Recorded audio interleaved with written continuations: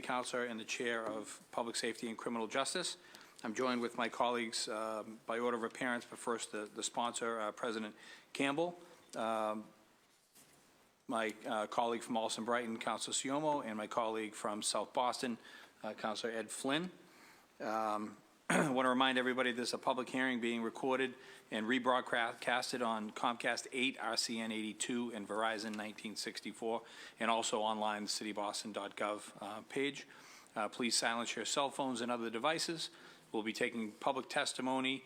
If you could sign in, if you choose to sign in over in the left-hand corner there, you're right.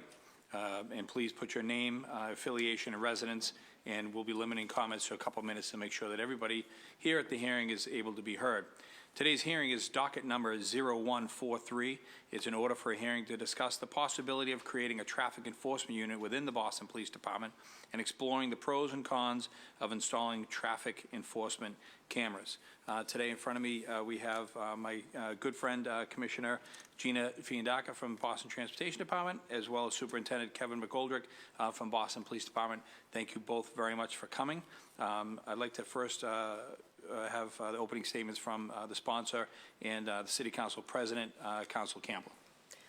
Thank you, Councilor McCarthy, and thank you to the Superintendent as well as Commissioner for being here, as well as the other folks who will join us in a later panel. And thank you to my colleagues as well for being here. The issue of traffic and congestion and enforcement has been a topic for some time, and it's an issue that we talk about quite a bit. It's a constituent service or a constituent service case that we deal with often. You know, the calls that we get have to do with education, housing, but at the top of the list are traffic concerns, speeding concerns. And so this hearing is an opportunity for us to discuss a particular piece of that larger conversation, specifically the traffic enforcement piece. One, to hear what BPD currently does and how we might strengthen that. And then also to talk about the pros and cons of traffic enforcement cameras, which has been a conversation in many different spaces. And I say pros and cons because there truly is mixed reaction to installing cameras. And so today's conversation is about discussing both sides, not necessarily taking a position, but hearing the advocates, community residents, as well as you guys, given where you sit, about this issue. This hearing already came out of a transportation meeting that I hosted in my district last year, where of course you participated along with others, Commissioner. And what I heard from residents is that they feel as though we need to do a lot more, and that we need to do it along sort of various parallel tracks. So yes, it's important that we lower the speed limit. But coupled with that, we have to ensure that we have enforcement. Coupled with that, we have to have structural changes to our streets, and that includes speed humps to address these issues. And then coupled with that, we have to have a willingness by folks who live in the city of Boston to think about alternative modes of transportation. How do we get people out of their cars and onto the T or onto bikes? So all of these conversations need to happen at the same time. And what I think I sometimes am frustrated with, or community is frustrated with, is that sometimes these conversations can happen in silos. So today's conversation is one piece of that larger paradigm, I think, that needs to show up when talking about traffic, congestion, speeding, increasing ridership on the T, alternative modes of transportation. And I hope that this is a deep dive specifically on enforcement and thinking about what we could do with respect to the budget and BPD to allow you guys to do a better job. And I know that my officers in C11 as well as B3 that participated in this community meeting said we want to be doing more enforcement. We are often pulled to respond to incidents of crime. And so what would it mean to maybe create a centralized division where we have human capital that is exclusively focused on enforcement of our traffic laws, and how do we resource that? But I think the number one question is what currently exists, and then the follow-up is where do we go from here? So I don't want to talk too long. I want to save it for you guys to speak as well as the advocates. But I do want to emphasize the pros and cons part of the conversation related to the cameras. Because we've gotten emails, calls, and people are like, you're installing cameras. And I said, no, we're not. But this is a conversation that many have been pushing us to have. And we should have it. And so today is just an opportunity for us to look at the good side and the bad side. So thank you, and thank you, Councilor McCarthy. Thank you very much, President Campbell. Also, a couple housekeeping things. First, I'd like to welcome my friend and counselor from Dorchester, Frank Baker, is in attendance. We had 2 letters from Councilor Zakam as well as Councilor Janey, both giving their apologies for not being able to be here, but both very interested in this topic, and they'll be reviewing the film at a later date. Mark Siomo, Councilor Siomo. Oh. Thank you, Mr. Chair. I might not be able to stay very long, so I just wanted to put this out there. I did some limited research on how cameras are being implemented around the country. In fact, we're seeing that they're pulling back the use of cameras as an enforcement mechanism in more places. There's a theory that they may even cause more crashes than they prevent.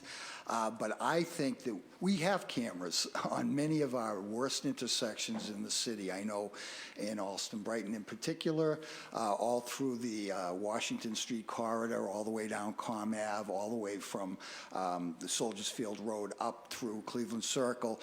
I think we should be using our cameras to inform our enforcement. We have crash data, right, Frank? Not accident data? We have crash data that suggests that we should have more enforcement. And I'll tell a little anecdotal story. I moved out to California in 1982 after being a Boston driver for 6 years or so.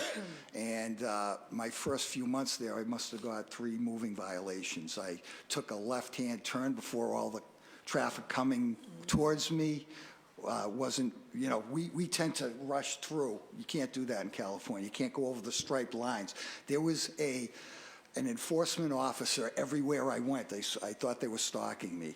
But I learned very quickly after getting those tickets that I didn't want many more tickets. And I really learned through that negative feedback to behave better behind the wheel.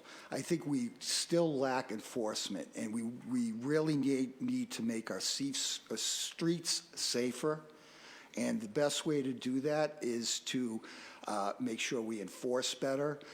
I am concerned about using cameras as that enforcement, but we certainly have the technology and the physical infrastructure to inform us where we need enforcement. So I just wanted to get that on the record because I can't stay very long. Thank you. Thank you very much. Councilor Flynn. Thank you, Mr. Chairman. I just want to say thank you to the chairman and to Council President Campbell for her leadership on this important issue, as well as Councilor Baker to my left, working closely with the City Council colleagues on working on a plan to reduce the speed limit from 25 miles an hour to 20 miles an hour. And I just want to say thank you to the commissioner and to the mayor as well for agreeing and working closely with myself and Councilor Baker and colleagues that 20 miles an hour is critical.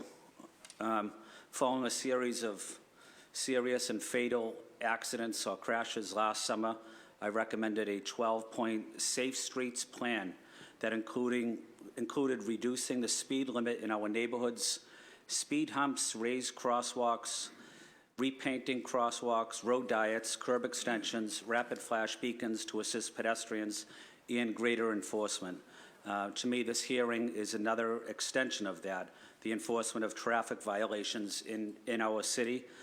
And, I think we always can do more to improve pedestrian safety. I think it's the #1 issue facing our city is pedestrian safety. It's probably the biggest issue that I've focused most of my energy and time on. There's not a day that goes by that I don't hear from residents in my district, a lot of elderly, disabled, that are walking the streets of South Boston, the South End, or Chinatown, and they're in the crosswalk, and a car will speed right by them, maybe going 30 miles an hour, maybe going 40 miles an hour. Extremely dangerous for the elderly, for our disabled, we see a lot of parents taking kids to school in the crosswalk. So I'm very concerned about this issue, and I just want to say thank you to the superintendent and to the commissioner for being here, but more importantly for your leadership on this critical issue that's facing our neighborhoods. Thank you, Mr. Chairman, and thank you, Madam President, as well. Thank you very much, Council Flynn. Council Baker. Thank you, Chair. Thank you guys for coming. So I'm here to listen to see what the police are doing about enforcement. And Gina, thank you for your work on the 20 miles. I look forward to implementing that plan. I at this point would never be in favor of cameras doing our traffic like ticketing sort of thing. I may be moved off that position, but I don't think so. But I'd rather put the resources into the police, you know, just more send a friendly, maybe a friendlier message of, because when you're dealing with a police officer, you may not necessarily always get the ticket. You could say, okay, I live right here, I was rushing, I didn't, you know, so I'm more about the personal touch there. So thank you. Thank you, Mr. Chair. Thank you very much, Council Baker. I would just like to add, you know, one of our biggest issues in, as far as the district city councilor is between you're either speeding or you're going too slow. You're either stuck in traffic or somebody's flying by you. So it's a half and half.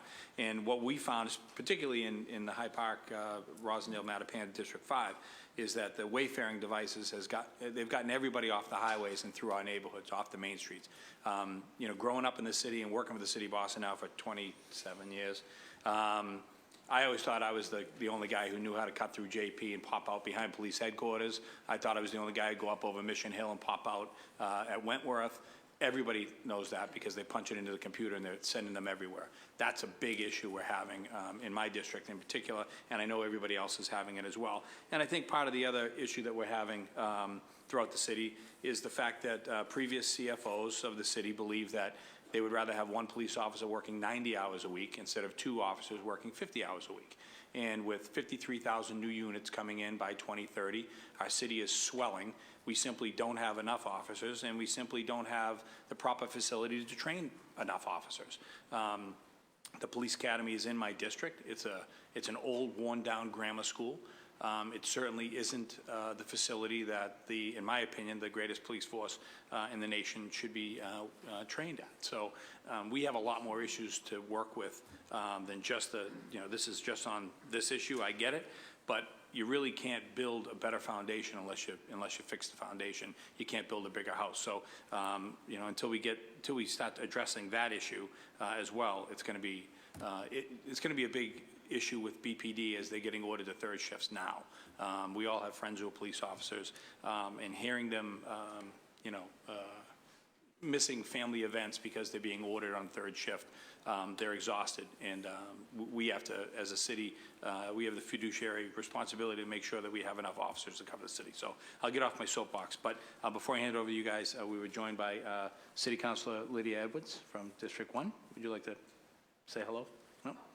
Yep, she's in. She's in for a quick hello. So I'll turn it over to Superintendent and Commissioner, whoever would like to open. Mr. Chairman, thank you for initiating this important conversation. Obviously, the Transportation Department is leading Go Boston 2030 and the city's Vision Zero efforts.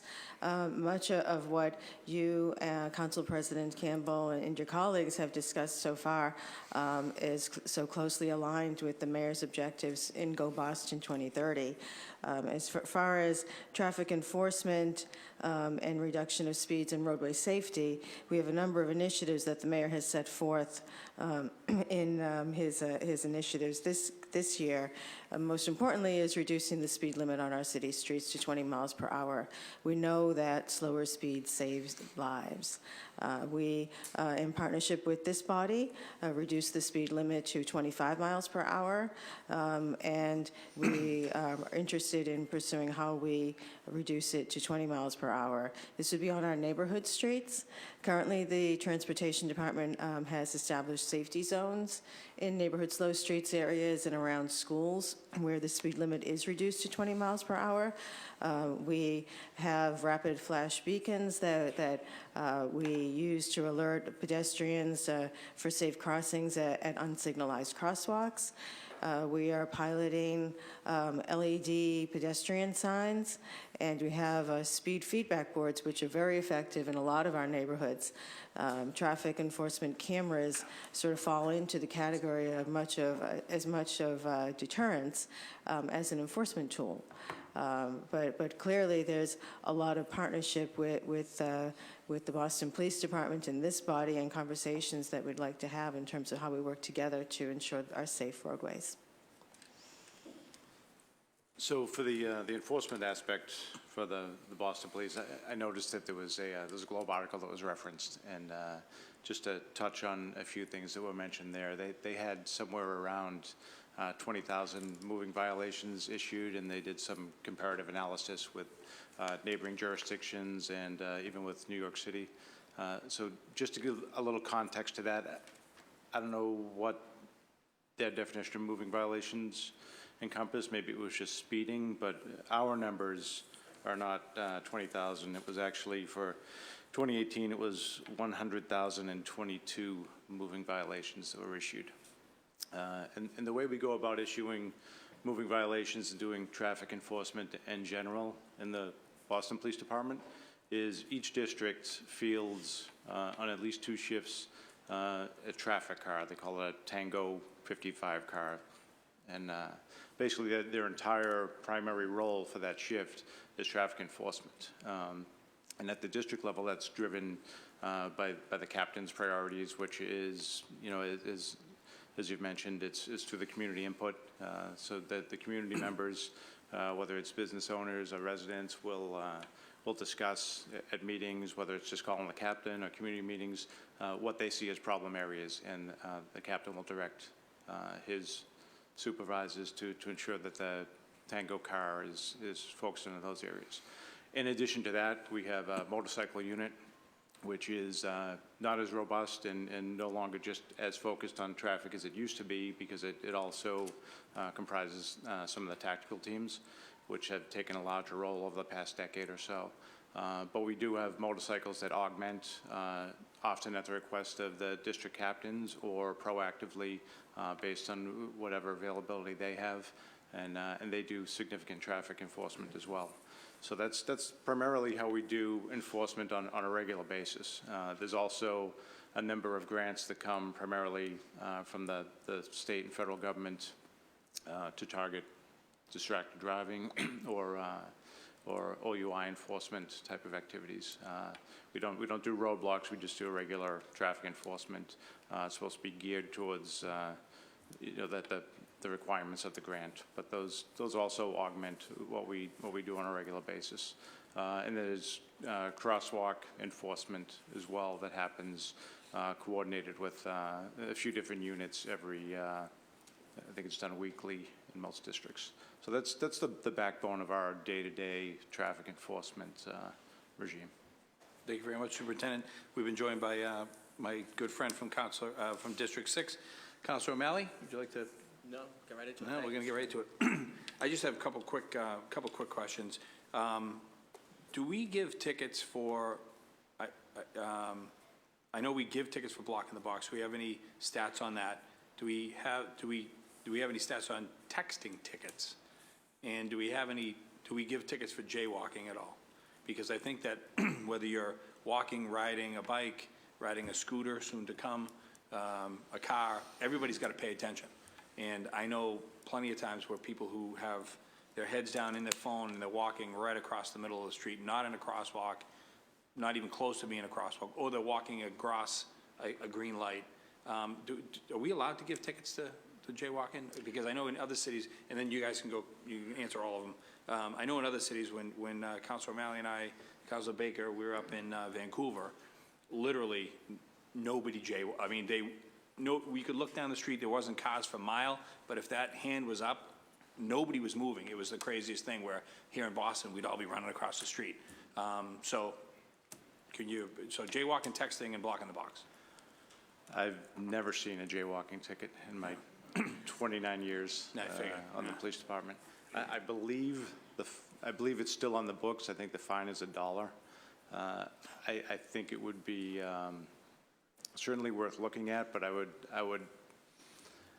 think we'd need to do a significant public education and outreach. I think I think enforcement of a basically defunct statute like that would require significant public input and significant buy-in at all levels, but before we started actually enforcing it, because it would certainly take people by surprise, I would think. Yep, I agree. It would be a culture shift among pedestrians in the city, for better or worse. How about texting? We do cite for texting, and I don't have the breakout of those stats. Okay. I'm not sure if we even would have that. Most of the breakouts are for targeted enforcement, if there's an Operation Crosswalk or something along those lines. I can see what we can do to get some of that information. I was actually speaking with one of the analysts just before this meeting. We used to have a transportation analyst. We don't now, so I think maybe that's something we want to look at, where we'd get a little bit more fidelity on exactly what the issues are and exactly how our enforcement is targeted towards the issues that we identify. Okay. Can you say that again, Superintendent, just on the analyst position? So we previously had Yep. and I was just speaking with Yep. someone from the Grants Division, Jen. So there used to be, we used to have more analysis of that data from the police enforcement perspective, and apparently that's not the case right now. So I think without a dedicated analyst, our information is probably not going to be as detailed as it would be otherwise. All right. Thank you. Councilor Campbell? Thank you, Council McCarthy, and I'll sort of set myself to a little bit of a timer to be fair to my colleagues to ask other questions and can go in the next round. Thank you both. So specifically going to focus on the enforcement piece for the bulk of this conversation, and then I think we'll come back to cameras and speed limits and slow streets and increasing ridership through dedicated bus lanes, but really want to get at what currently happens with respect to enforcement. What are the limitations for you? How do we as a body advocate for more resources, particularly in our next budget cycle, to improve enforcement across the entire city of Boston? I think there are some pockets that may have greater enforcement, not necessarily because of human capital, but because it's just a different level of activity there than other districts. So how do we make sure that the resources are equitably dispersed across the city of Boston, depending on what we see? So I guess starting with just sort of the data piece, Superintendent, and thank you for your clarification with respect to the Globe article and how you think that your data looks a little different. But of the 100,000 moving violations, I guess, how do you define moving violations? What does that mean for you currently? And what does this number capture? People are getting tickets for what? Right. So we don't have the breakdown of what each ticket is for. So this is compiled from each district has someone assigned to compile the data, both from traffic enforcement actions and motor vehicle crashes. They also do some different levels of reconstruction. As part of their job, they report those numbers up for anything that's sent to the registry. So motor vehicle violation would be basically anything that falls under the Chapter 90 violations and some City of Boston ordinances that would be a moving violation. So speeding would certainly be a significant category there, but it could also be the texting and the crosswalks and the school bus violations as well. So anything that basically could result in your being fined in a way that would impact your license and your insurance rate. And right now, each district compiles it and then sends it to you or someone in headquarters to sort of keep track of it in one centralized place? That's right. As far as the raw numbers go of what is sent up, it's done on a monthly basis by district and special operations. And is this data publicly available? Like, is it public facing? Could you go on to a website, or can you see it somewhere? Or if that isn't the case, is there any thoughts on how do we communicate this data publicly? I haven't seen much on the websites about what the, say district website about how much traffic enforcement they've accomplished in a given month or in a given area. I don't think that would be incredibly challenging to do that. I think that would be feasible. I mean, it's public to the extent that we send it to the registry, and as the Globe did. I don't know what the parameters of their request were, but so it's would be releasable by us for the numbers that we have, for the records that we keep, and it's also data that the registry keeps as well. So. That's very helpful. And then on the analyst position, and I remember, I think in my first term, reviewing, when I was chair of this committee, right, reviewing a grant that specifically went to that analyst position. Can you remind us what it cost, what that person did, the value of that role in your department with respect to the data? I think I have an expert here who might be more inclined. Come on down. Contestant. Hi. Is on. Yes. Jetta Savage, Boston Police Department, Office of Research and Development. So yeah, we used to have a transportation analyst. I'm not sure, I don't remember how much the funds, how much it costs per year, but the idea was that, unfortunately, with our current RMS system, our data is very unwieldy, and most of the details come from the narratives, because we don't actually just say, okay, this was a motor vehicle accident involving a pedestrian or a bike, or it happened at an intersection. All of that detail, it's, at this point, currently really comes from the narratives, because we don't have a lot of crash reports being written as well. There's a lot of issues there. So the transportation analyst was key because they had access to that data, and they would read through the narratives and redact it and get it to our partners over at Department of Transportation, so they could use that data to inform their policies for Vision Zero, or as the case may be. Unfortunately, because we weren't, I think, I could be misremembering this, but I think because we weren't filling out our crash reports the way we're supposed to be, we lost the grant that supported the analyst, or at least they took away the ability to use those funds to support the analyst. And so now getting data to our transportation department partners is very difficult because it's so time-consuming to read through narratives or redact them. So currently, I'm the only one in the office who will provide data on fatal accidents, but that's it. And we do, I think, have as one of our, the BAR, Boston About Results. I'm not sure it currently exists, and I don't know if they're revamping it, but we do have, I think, a pedestrian fatalities measure there, and I know we're meeting with the commissioner soon to talk about how we're going to be having our metrics, so we can certainly add citations and moving violations as a measure there, and I can bring that up at that meeting to have that be one of our public-facing measures. Yeah. And then I just have a few more general questions before I turn it over. Going back to the tangled car, each district, so each district, first of all, total number of districts, and this is just for the public. 11. So there's I 11 can say it, districts, but- they don't. That's right. So I was trying to see if they broke out District 15, which they didn't. It's wrapped up in 1 and 7. So yeah, 11 districts. And then special operations is a separate reporting category. And does every district have a Tango car? Yes, for at least 2 shifts. I don't think many put them out on the midnight shift. But usually for 2 shifts, they'll have a Tango car. And what's the shifts, like time, what's the time? 7:30 to 4, and then 4 to 11:45. 7:30 to 4, and then 4 to 11:25.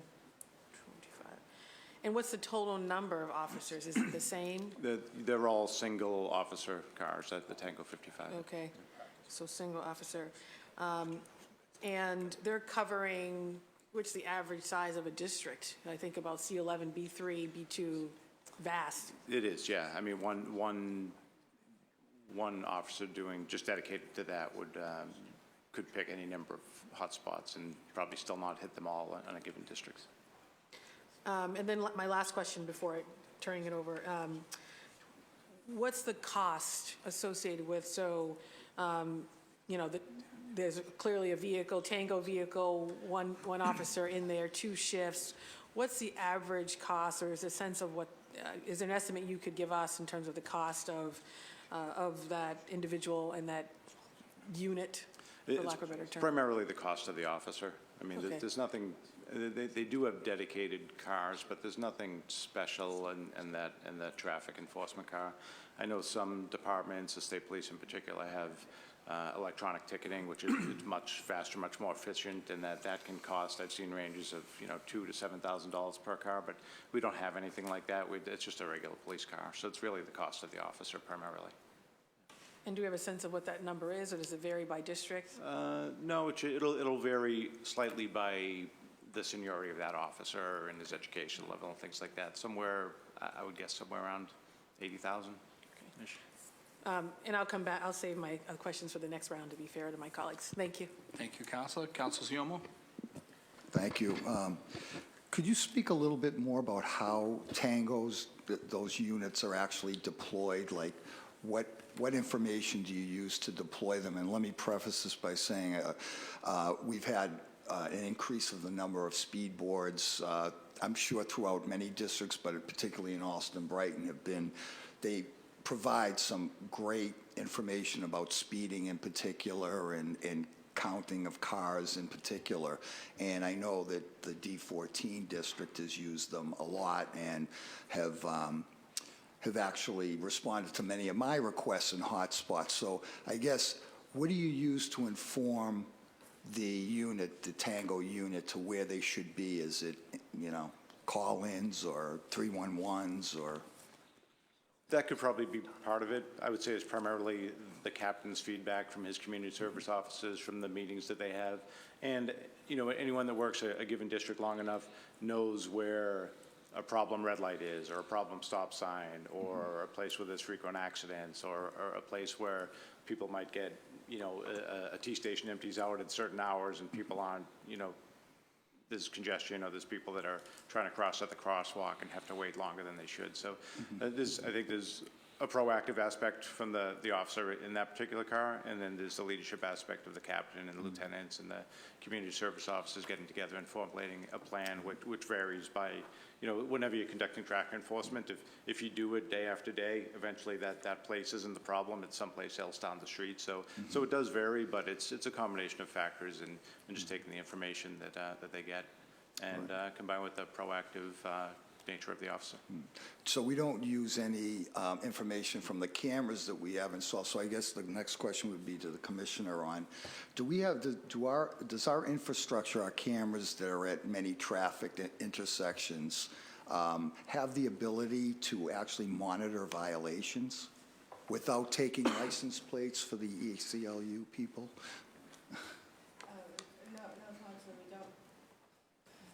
No, Counselor, we don't monitor violations or record license plates of vehicles that are not stopping at red lights or have created gridlock by blocking the box at intersections. We do have the capability to monitor traffic conditions, and if we see trouble spots out there and we note them, we can make adjustments to the traffic signal timing phase and also alert BPD and ask them for some support at intersections. Right.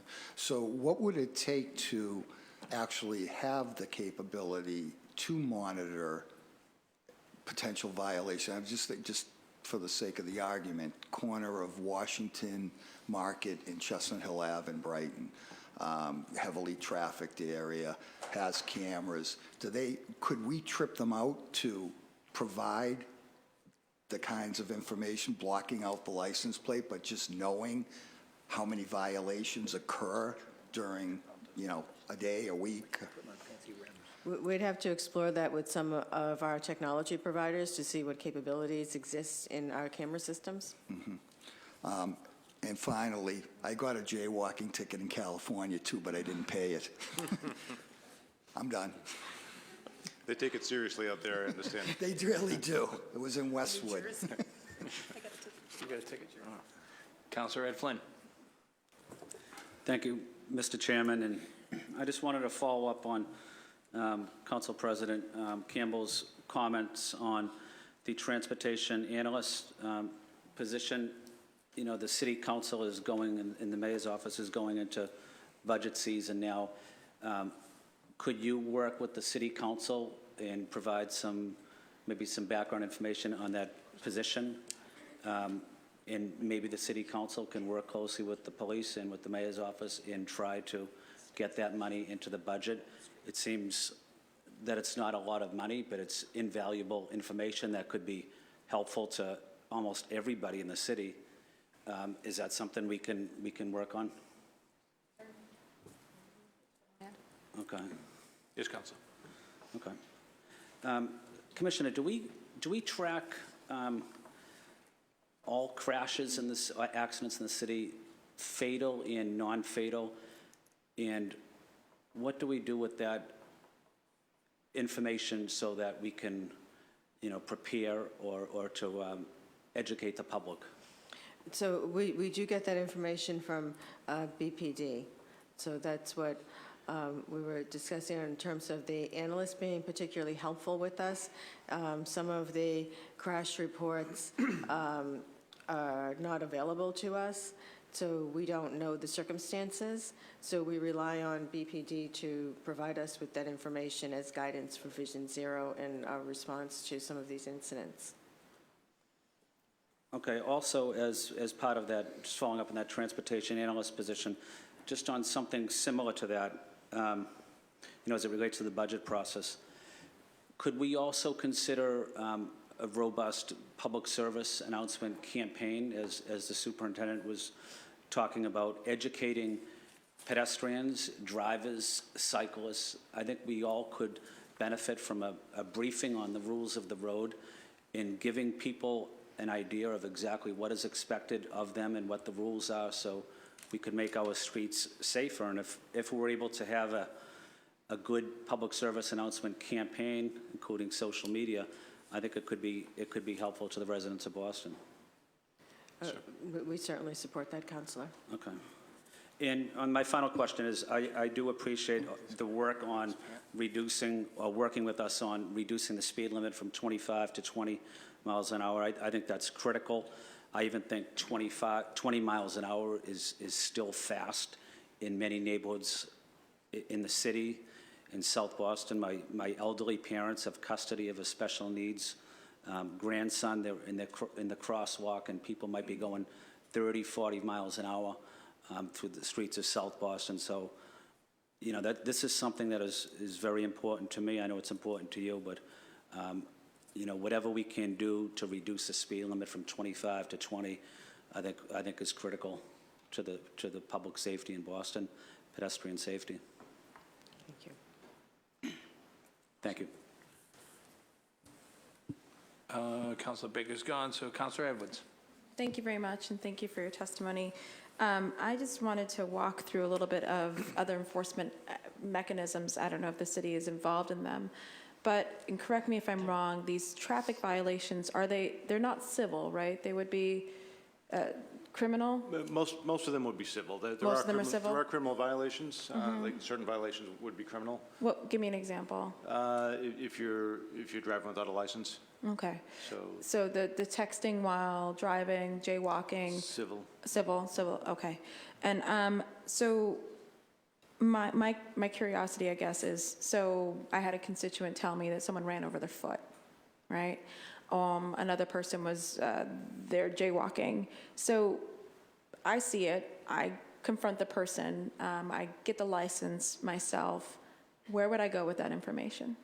you could make a police report with it, and then that would be forwarded to the district auto investigator, and he could follow up from there, try to contact the, with someone's foot being run over, it's a little challenging. If someone denies it, there's not going to be a lot of evidence. It's a little bit different if there's, you know, some other type of hit and run where there might be some physical evidence of damage that you could corroborate. Or, I mean, I know that ACLU is concerned about electronic surveillance from the government, but, I mean, most people have a cell phone. Sure. And would just record it, the Yeah. person jaywalking in front of them, or texting or something like that. So Absolutely. if I had that, I would be able to walk into the district auto investigator. Well, you could just make a police report, and that report would be forwarded to the auto investigator, and if they could substantiate probable cause that a violation was committed, they would, likely the next step would be to set that up for a hearing in a district court, and probably before a magistrate. Rather than taking our criminal complaint, they'd apply for a hearing before a magistrate typically. Like traffic court, basically direct them to traffic court? No. Yeah, I mean, it's not specific traffic, but it's a step below an arraignment. So someone's not necessarily Criminal. arrested or criminally charged, but Right. it would be a lower level violation, and then it would depend on what would happen at the magistrate level. Okay, and so I'm curious, specifically within my district, you know, there's a lot of blocking the box, there's a lot of congestion, and I appreciate my colleague, Councillor Flynn's request for some budget numbers, because at the end of the day, we're not moving in East Boston. We have Sullivan Square in Charlestown, City Square. We understood we were getting 6 officers, I don't know, in the budget to help us move people. Blocking the box is a way of life there. There's no way people are leaving from Chelsea Street onto Rutherford Ave to get on the North Washington Bridge without blocking the box. And so we need police details. We need that kind of enforcement there. And I can't imagine, tell me how, are you getting mitigation money to put more officers there?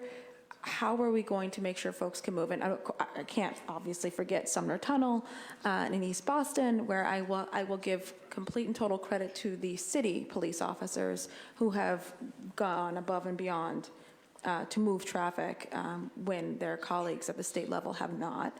So I will give them that credit. But we feel an immediate loss when you are not there. So how do we get this? That's a significant challenge in that area, and it's unfortunately going to continue to be a challenge with the opening of the casino and some construction on bridges in and around the area. So, yeah, it's just it's difficult to prioritize one aspect over another, but certainly when there are peak times, when there's a real challenge, we allocate the officers that we have. We do a minimum manning, and we usually have to allocate resources from within that pool of minimum manning officers unless something significant happens. So would having an enforcement unit, a traffic enforcement unit, help?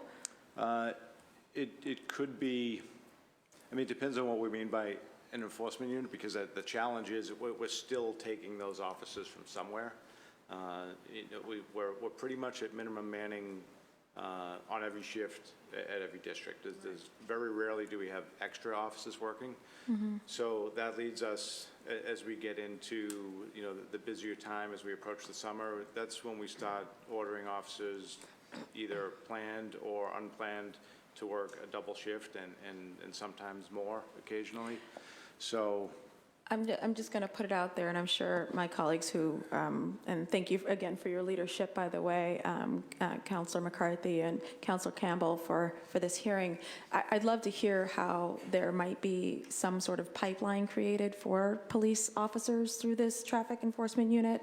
It could be a recruitment. It could be something that you pull in new folks, somehow, some way to expand the numbers. I know that the numbers are not where they need to be because you have a lot of folks retiring too. Right. So I'm not being ignorant to the fact that you guys are stretched thin as it is, but I'd love to see if this is an opportunity to recruit directly from some high schools or something to help pull folks into the police department, but also provide this very vital, vital service. We are not moving in parts of my district, and we need your help. And I think probably the quickest, easiest way to have a more robust traffic unit set up is to build on what we have with the Mobile Operations Patrol, basically the motorcycle officers. The traffic role has been kind of pared down over the years, but if I were, if tomorrow I had to come up with a more robust citywide traffic unit, that is how I would do it. I would expand the motorcycle unit, primarily because when traffic is really at a difficult spot, the motorcycles can get there. So if there's a sudden traffic jam based on an accident or whatever else it is, it's still difficult to get cars there. So the motorcycles are extremely effective, both for enforcement and for directing traffic. They can, I was a commander of that unit for about 5 years, so they do a lot of hard work and they do it well. And during my time there, I saw very few complaints for the amount of citations and the amount of traffic they directed. They're very professional, and I think that's probably the quickest, most time-tested way of getting more citywide traffic capabilities pushed out. Thank you. I'll wait. Thank you. Thank you very much, Councilor Edwards. Councilor O'Malley. Thank you, Mr. Chairman. Thank you to you for hosting this, and thank you to the Council President for her leadership in authoring this hearing order. Proud to support it and think it is particularly timely. I want to begin by thanking Commissioner Fiandaca for her partnership. I think some of you know, and Superintendent as well, you've been great, and Captain Comiskey in E5 has been remarkable. Early last month, we had a crash and a fatality in West Roxbury. It's a woman who was absolutely beloved in the community. And it's something that I am dedicated to doing everything I can, I know we all are, to make sure what happened to the Wentworth family is not shared by any other families. And I think we have a couple things here. As we talk about sort of traffic, we're talking about two sides of the coin, the congestion that Councilor Edwards just sort of talked about and why things aren't moving as well. And then on the other side, speeding, and that's sort of where my focus wants to get on. A wise man whom I thoroughly respected and count as a mentor famously said, we're going to make sure the car is no longer king in Boston. I think that has to be the first approach as we deal with this. We need to think about building roads for all modes of transportation, including bikes, including walkers, including pedestrians, including new types of micromobility like electric scooters, not only cars. We need to have smarter streets, safer streets. That's probably the most important thing as we talk about attaining Vision Zero. The second part has to be enforcement. And I'm less concerned about ticketing a jaywalker, quite frankly, than I am about ticketing someone who's not paying attention as they're driving a 2-ton vehicle. So the fact that we're talking about a dedicated unit within BPD is something that we need to be doing.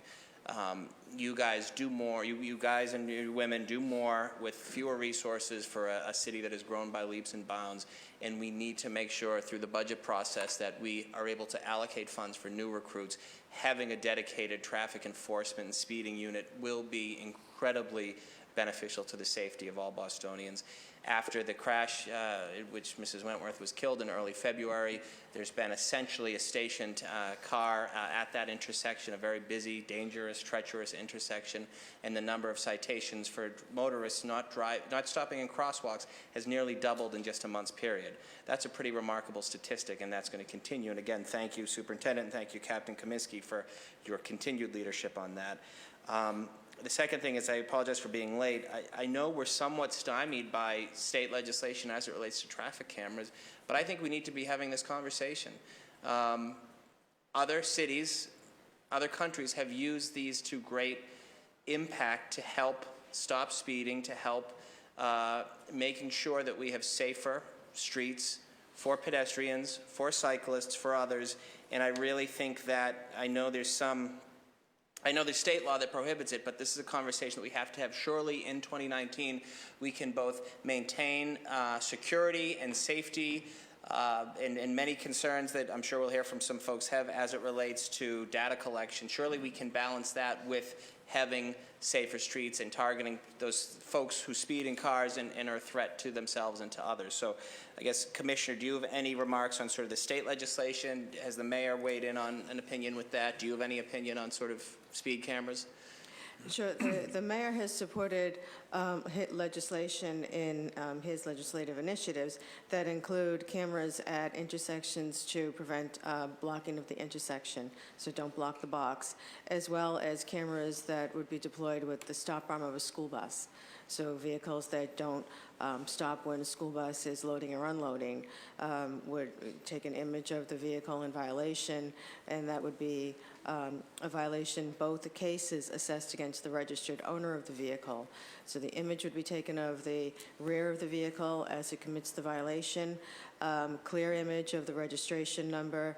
As the legislation is proposed, it would be certified by a law enforcement official, and it would be treated much like a parking ticket, assessed against a registered owner with no points on a driver's insurance record. Notification would be consistent with parking ticket notification and collection efforts. So we do support those two initiatives. Has he or do you have any thoughts in terms of more speed cameras? That is not part of the current legislative initiative. Why? Do you know? I'm more curious than anything else. I would think that would be, not to minimize blocking the box, but that's more, seems to be more of dealing with the traffic congestion. I'm looking at more of the safety. Blocking an intersection really is as much a public safety issue as it is a congestion issue. When pedestrians can't safely traverse the intersection, No, or that's fair. cyclists, or disabled folks.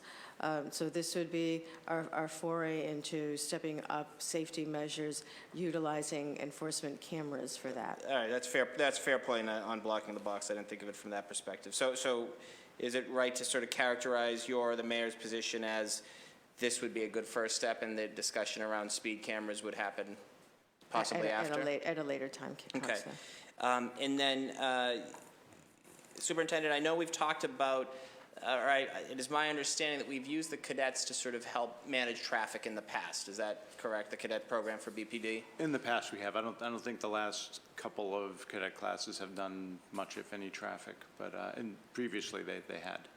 I wonder if that could be part of, and I don't presume to sort of, sit here and negotiate a collective bargaining aspect in a council hearing, but I wonder if that's an opportunity to take the cadets after they finish their service, sort of before or during the police academy, training time, to then help them to sort of enforce traffic and speeding. I think that that's something that could be a great way to have young men and women, or older men and women, at the beginning of their career, allow for more uniform trained folks on the street to help enforce some of the traffic laws and speeding laws.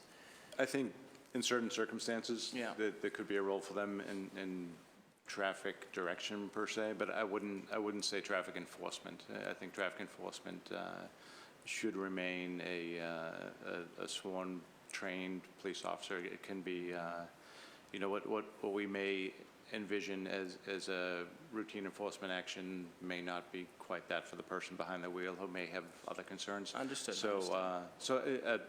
Some kind of traffic role may be appropriate, but not an enforcement role in my view. Again, I trust your expertise in this. I'm just thinking, what can we do to sort of immediately address these issues, particularly as it responds to enforcement?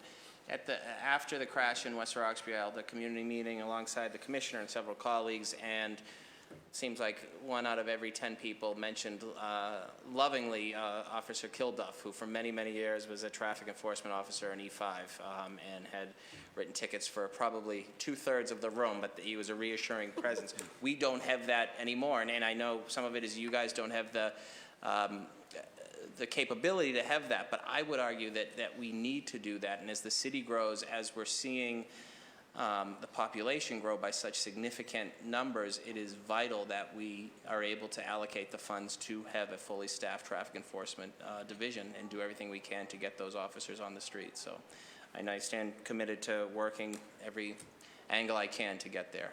And that's all for this round, Mr. Chairman. Thank you very much, Councilor Malley. Councilor Wu?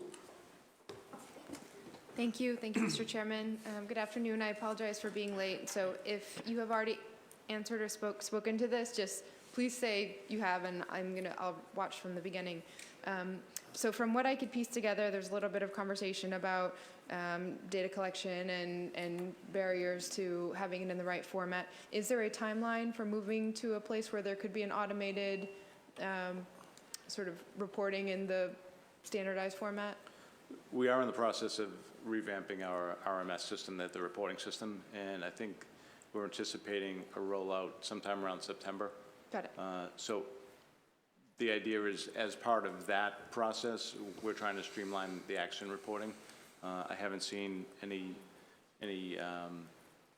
any products that would be able to test whether that will take the place of the current form that we use, the CRA 65 standard form, but hopefully we'll be able to incorporate that data into the new RMS system, which I think would make the reporting and analysis more of a seamless process. Okay, but September is a good time to check in on whether it's been folded in. We should, hopefully it's rolled out functionally by September, so maybe sooner, maybe July, I think is when we plan on pushing out a test model based on a meeting I was in yesterday. Great. And it seems like there's a lot of resources and a good team working on it, so I would anticipate it will stay on schedule. Great.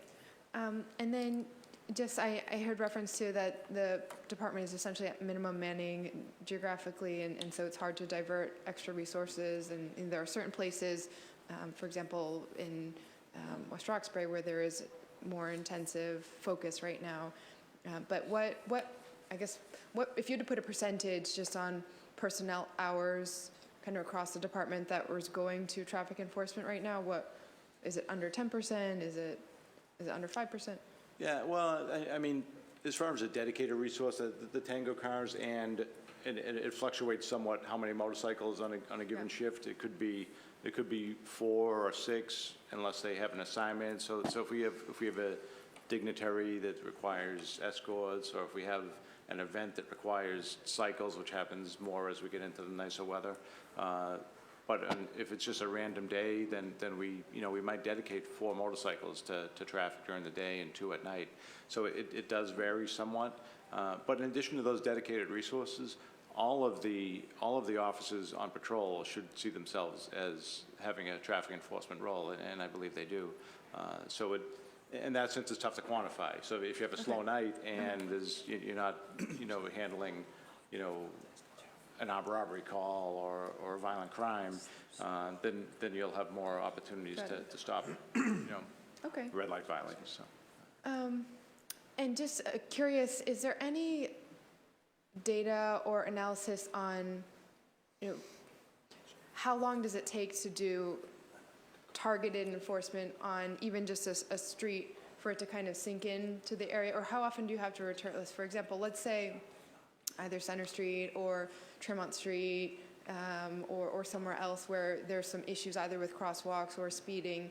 If you kind of do a targeted, everybody who gets caught from a certain time period to a certain time period, do you have to rotate that? Is it, if people are getting ticketed once a month, do they kind of learn to good behavior? Or Well, I haven't seen hard data on that, but just from my experience, it varies on the type of neighborhood you're doing that in. Yeah. So if you're in a residential neighborhood where it's the same people traveling the same route essentially, or a typically predictable commuting corridor, you may not have to put people out there more than once or twice a week for, pick a time, a month or 2 months. Yeah. But if you're in a business district that might have, I think of the Longwood Medical area, we did a lot of enforcement on blocking the box down there. Now, you may have people that have an appointment 1 month and may not be back for, another 6 months or 3 months or what have you. So we found ourselves not making as much of what we would call voluntary compliance headway there as the numbers of citations might have indicated we would. I see. Okay. And so for the ones where it is most likely, the kind of regular commuting patterns, once or twice a week over in general, or is it once or twice a week every month? I think it would vary. I think you have more of a voluntary compliance effect if it's the repeat same commuters, but it'd be tough to pin down exactly what those numbers are. Okay. And then just finally touching on the surveillance technology again, has there been any analysis? It sounded like there was the conversation was going to be tabled on anything beyond the 2 initiatives that the commissioner mentioned. But I thought that's what this forum was for. Is there more information that is going to be analyzed, or are you looking at any potential new information to be able to make a decision about whether you'll explore certain paths, or what would the next steps be if advocates or the community who are seeking to push the conversation, what should people wait for? Relative to traffic cameras? Yes. don't have a lot of involvement in that at this stage. I mean, I'd see us more as being the implementation arm of that. But I think that the policy development, I don't think hasn't hit my level anyways. So I'm not sure exactly what the model is going to be used. I know there's a variety of models that have been used across the country. It sounds like ours is going to be a little more narrowly tailored than other jurisdictions have attempted. Is that a conversation that BTD will lead on the policy side, Commissioner? This is something that would be jointly led between Jointly led, BPD okay. and BTD. But what you're saying is that so when you say that, at least at your role, or you mean the department as a whole is more the enforcement arm, and elsewhere the policy decision will be I mean, made? it'd be cooperative, but I'm just saying at the policy development at this level, I haven't been involved in it. Okay. Okay. And no next steps, Commissioner? Currently, we're focused on the two initiatives that the mayor has advanced with Don't Block the Box and for school buses, and additional conversations we look forward to having with Commissioner Grass. Okay, and so when would be, so just as potentially September or July, looking to check in on test models and data collection, when would be kind of the period after everything's settled with the two initiatives to think about potential next I think steps? we'd have to see what the time frame is on the two initiatives that the mayor has set forth. Okay, thank you. Thank you, Councilor Wu. Councilor Campbell? Thank you, Councilor McCarthy, and thank you for my colleagues who asked some of the questions that I would ask. And just going back to, currently right now, the Tango units that are each in the districts, are they referred to as units, or there's a lot of miscommunication, so just a sort of a technical question. Yeah, so, well, it's just so like Era A is Alpha, so that car would be the Alpha Tango 55. So that's just the.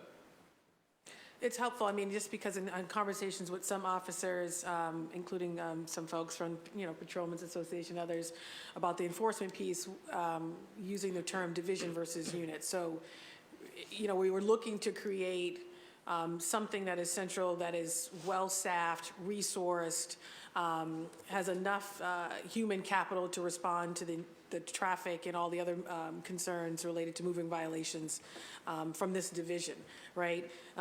So that was just a technical question related to terminology. Right. Yes. So it's not to create confusion with our existing officers doing the work. I understand. So I think in that context, when they talk about a unit, they're probably talking about like the citywide bicycle unit would be, whereas I guess interchangeably it could be used to mean one car, like a service unit is just one-man car that takes reports and answers non-priority one calls typically. And going back to a couple of questions related to, first of all, the transportation analysts. We're coming into budget season, going to push for it. It's a valuable role. Clearly, we're gathering data. And the question is, if we want more robust data that includes, for example, race or ethnicity, like who's being stopped when, tracking that I think is important, right? I think while it's great to have an officer say, no problem, Councilor Campbell, just, slow down. You might want to start tracking that to see if it's having a disparate impact, and you can't do that if you don't have an analyst. Or to really be targeted, as our officers want to be, around where should we show up given our limited human capital. You need reliable data, you need an analyst, you need someone who's dedicated to do that. So we'll push to bring that back. And yes, it was funded externally, but it's so important. We should think about putting that in our own city budget. On the division or unit itself, Superintendent, how much of it is funding? Just, we need more money to create this or how much it is really shifting of current, maybe it's a combination, shifting of those in the motorcycle unit or those in the bike unit to say, hey, given your experience, you're going to come join our traffic enforcement division so that it's well-staffed. So how much is this funding in this sort of limited human capital? Because we're always saying we need more officers, so it might be we can have this division, we create it, we pull folks from the motorcycle unit, the bike unit to go there, but we still don't have enough officers. Right. So I don't think it's a funding, I think it's a throughput of trained officers. So I think we're limited to, I think about 125 or 130 in the academy currently. So we have probably 300 that could retire any time now. So I think the challenge is to deal with the projected attrition and have the academy accommodate the required number of officers to keep us at or above our current numbers. So the issue is going to be, we would have to take them from somewhere. And we really can't take them from the districts because we're pretty much at minimum. And even at minimum, particularly with different events that are happening, that minimum really doesn't adequately address the policing needs. For, I would say 6 or 8 months out of the year, we're not sufficiently staffed to cover everything that we need to cover, which is fine. I mean, it's manageable to be able to, bring people in on overtime or order people to work extra. That's an expectation when you take this job. But if you shift people away from a district, it's going to be problematic. So that leaves us looking at specialized units that we would pull people from or rebalance if we pulled people from a district. So, we have the gang units and the drug units, the citywide bike unit, mobile operations, motorcycle and SWAT team.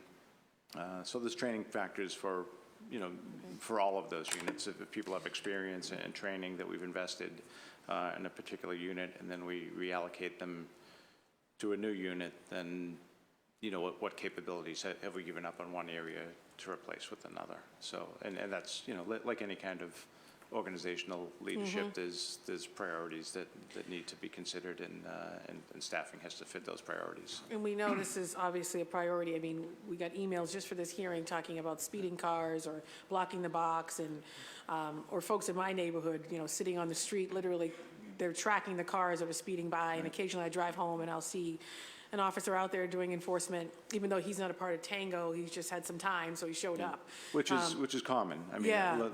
If there's time available, people will do that. So we want it obviously to be reliable, consistent. So we have a second panel, so I want to be mindful of time. But, is there a document that you guys can get us that really spells out what the need is and where the gaps are and what we currently have? So what is existing, what the need is and what the gaps are. So for example, in District B3 to C11, I usually, when speaking to my district, one Tango officer, one officer doing enforcement is not enough. But based on the data, what should that number be? And where can we pull, whether it's the bike unit, motorcycle unit, what units are currently available to us to pull from to meet these gaps? I'd love to see that sort of in a data form across all 11 districts. And then if we can't pull or there's not enough human capital currently within the existing department, then how do we fast track or what do we do to hire more people specifically for this enforcement piece? I know this has to go hand in hand with the need for enough officers overall for enforcement across every crime, not just traffic and violations. But I think having some numbers or something tangible to look at and to reflect on before we go into budget season would be very helpful. Because what would it mean to couple a plan around creating this division along with the sort of traffic analyst position, funding that, pushing for it all at the same time? That would be extremely helpful. Yeah, we have staffing numbers for every district, and then I think probably the most relevant would be the motorcycle unit. We can look at what number of officers are assigned to motorcycle duties from mobile operations and what numbers of officers are assigned to other duties, primarily tactical cars that we have throughout the city on any given day. So that takes up 6 officers and a supervisor every shift. So and that's a requirement that materialized, sometime over the last 5 to 8 years that soaked up some of our motorcycle resources. So maybe just looking at that shift, if we replaced another half dozen motorcycles on the day and the first half shift. We're not kind of recreating a new unit, which means that we're not adding additional sergeants and an additional lieutenant and the infrastructure that goes along with creating a new unit. If we just augment motorcycle Existing. officers in that unit, it's a quicker fix, and it's a known quantity. It doesn't cause us to replicate supervisory responsibilities. It's still manageable. The span of control is still sufficient, and if we find that it's not, then it's easier to hire one additional sergeant. Because when you create a new unit, it's one sergeant does not give you one supervisor every day. It's 3 sergeants to get coverage across the 3 squads of personnel. So That's very helpful. So it's I would envision it, if we were to do a standalone traffic unit, we'd probably be looking at 6 sergeants, lieutenants, I would assume, and a significant number of officers to fully staff that, where we could otherwise just add a dozen people to the motorcycle unit and have a pretty similar effect with the economy of scale that I think is probably more And realistic. rename it. Motorcycle unit. You're not doing that anymore.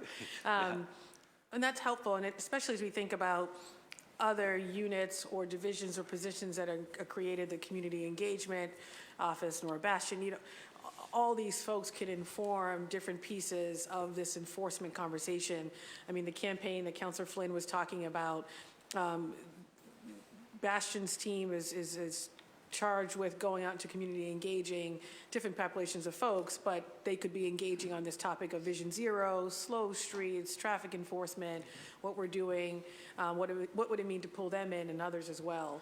Absolutely. For it to be sort of a collective effort within the Right. department. There are opportunities for Superintendent Bastion's education piece and outreach piece to team up with the motorcycle unit or the action investigations, and anyone that can kind of help educate people to what's the scale of the problem and what is it that citizens and visitors and business people can do to help us achieve our goals, and what are we doing to facilitate that as well. So it's nothing's separate. It's all interconnected. Right. So. Well, this is, extremely helpful. And I know Commissioner separately will continue the conversation about lowering of the speed limits, slow streets and more investments for those programs, and speed humps and structural changes. And of course, similar to what other colleagues have said, increasing ridership on other modes of transportation through the dedicated bus lanes, things that we can do on our side. The T is there, but what can we do from where we sit to move the needle on these issues? And enforcement, of course, is a big piece of it. But people, they can't wait. This is, at least for the district councilors, and at-larges too, but particularly district councilors, given the number of constituent cases and calls we get, this truly is a major issue. Enforcement or people's, lack of enforcement from, if you're a resident in community, people not getting a ticket or seeing speeding cars coming up and down your street and sitting there all day and not necessarily getting a response from the BPD. And it's difficult to do that if you're one person covering one district. That's a large district to cover. And another concern that we get, which is related, is an officer will eventually show up, but at that point, the person is long gone, and so it's not quite effective. So this conversation has been helpful to think about what can we do in the short term to have an impact in the enforcement space, and look forward to continuing these conversations with you guys. And thank you, Councilman McCarthy. Thank you very much. For me, I think it all comes down to personnel. And, we really have to take a better look at our facilities. I think as district councils, we're going to hundreds of meetings a week. Yeah, it feels like 100 meetings a week, hundreds of meetings a year. And when we do, ultimately, somebody will raise their hands to one of the CSOs and say, hey, can you come to Child Street at Perkins, and people are flying by, and then somebody else will say, oh, and you've been to those meetings, Deputy, so and it comes down to, if you just don't have the people to send out there, you don't have the people to send out there. And I know if we had another hearing right after this about unsolved murders you'd have people saying we need more police for that. And if you had people about the opiate crisis, you'd need more people to do that. But the reality is you're stuck in a grammar school in Hyde Park, and you can manage, 40 to 60 recruits at a time, which is, it's just not enough.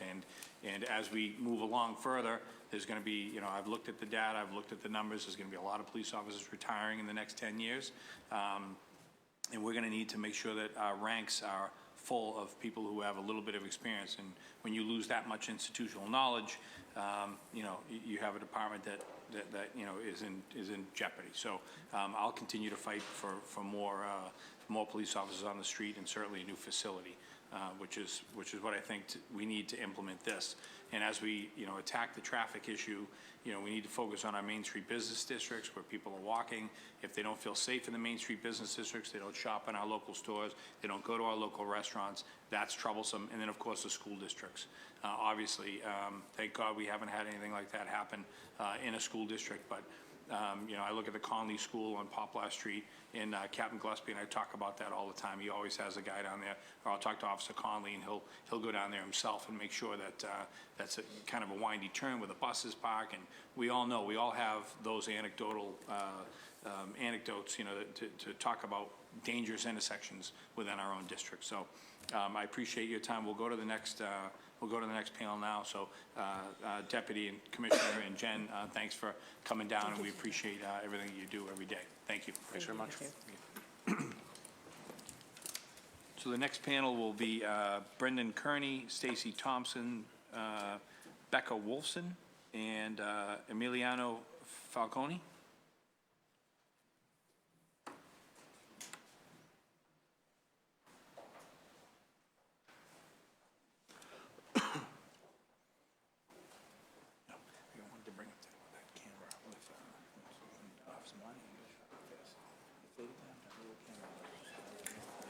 Also waving to the people in the back.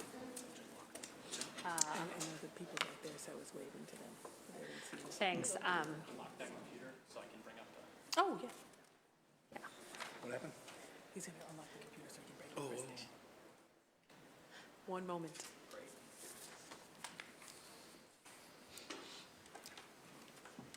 All right, so before that, yeah, why don't we, whoever wants to kick it off, if you can just list your name, your title, what organization you're with, and then we can start hearing testimony. Well, I can speak a little bit, and then we'll bring it up on the Okay. screen. Great. That's, my name's Brendan Carney. I'm the Communications Director for Walk Boston. Hold on one second.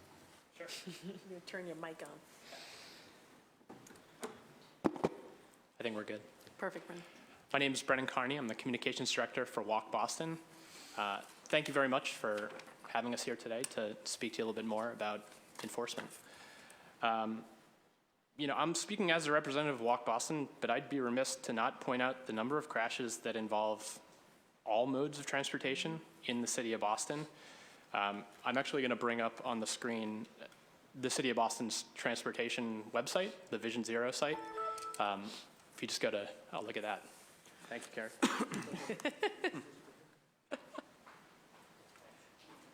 Thanks, Carrie.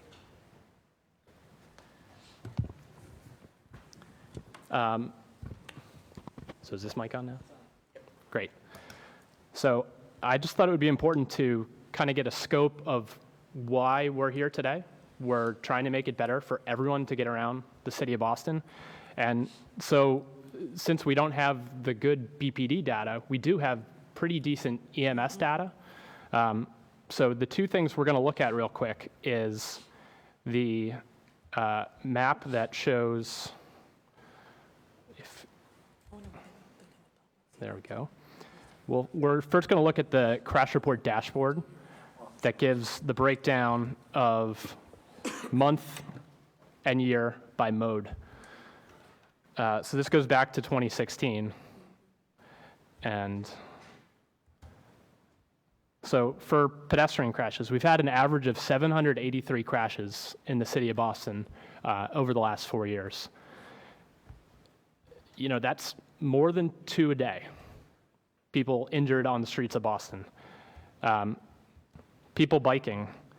It's, in 2016, 424 injury crashes 390 in 2017, and 425 in 2018. And then people in cars, drivers and passengers. This is a little touchy here on the screen, but I have it written down too. 2016, over 3,000 people were injured.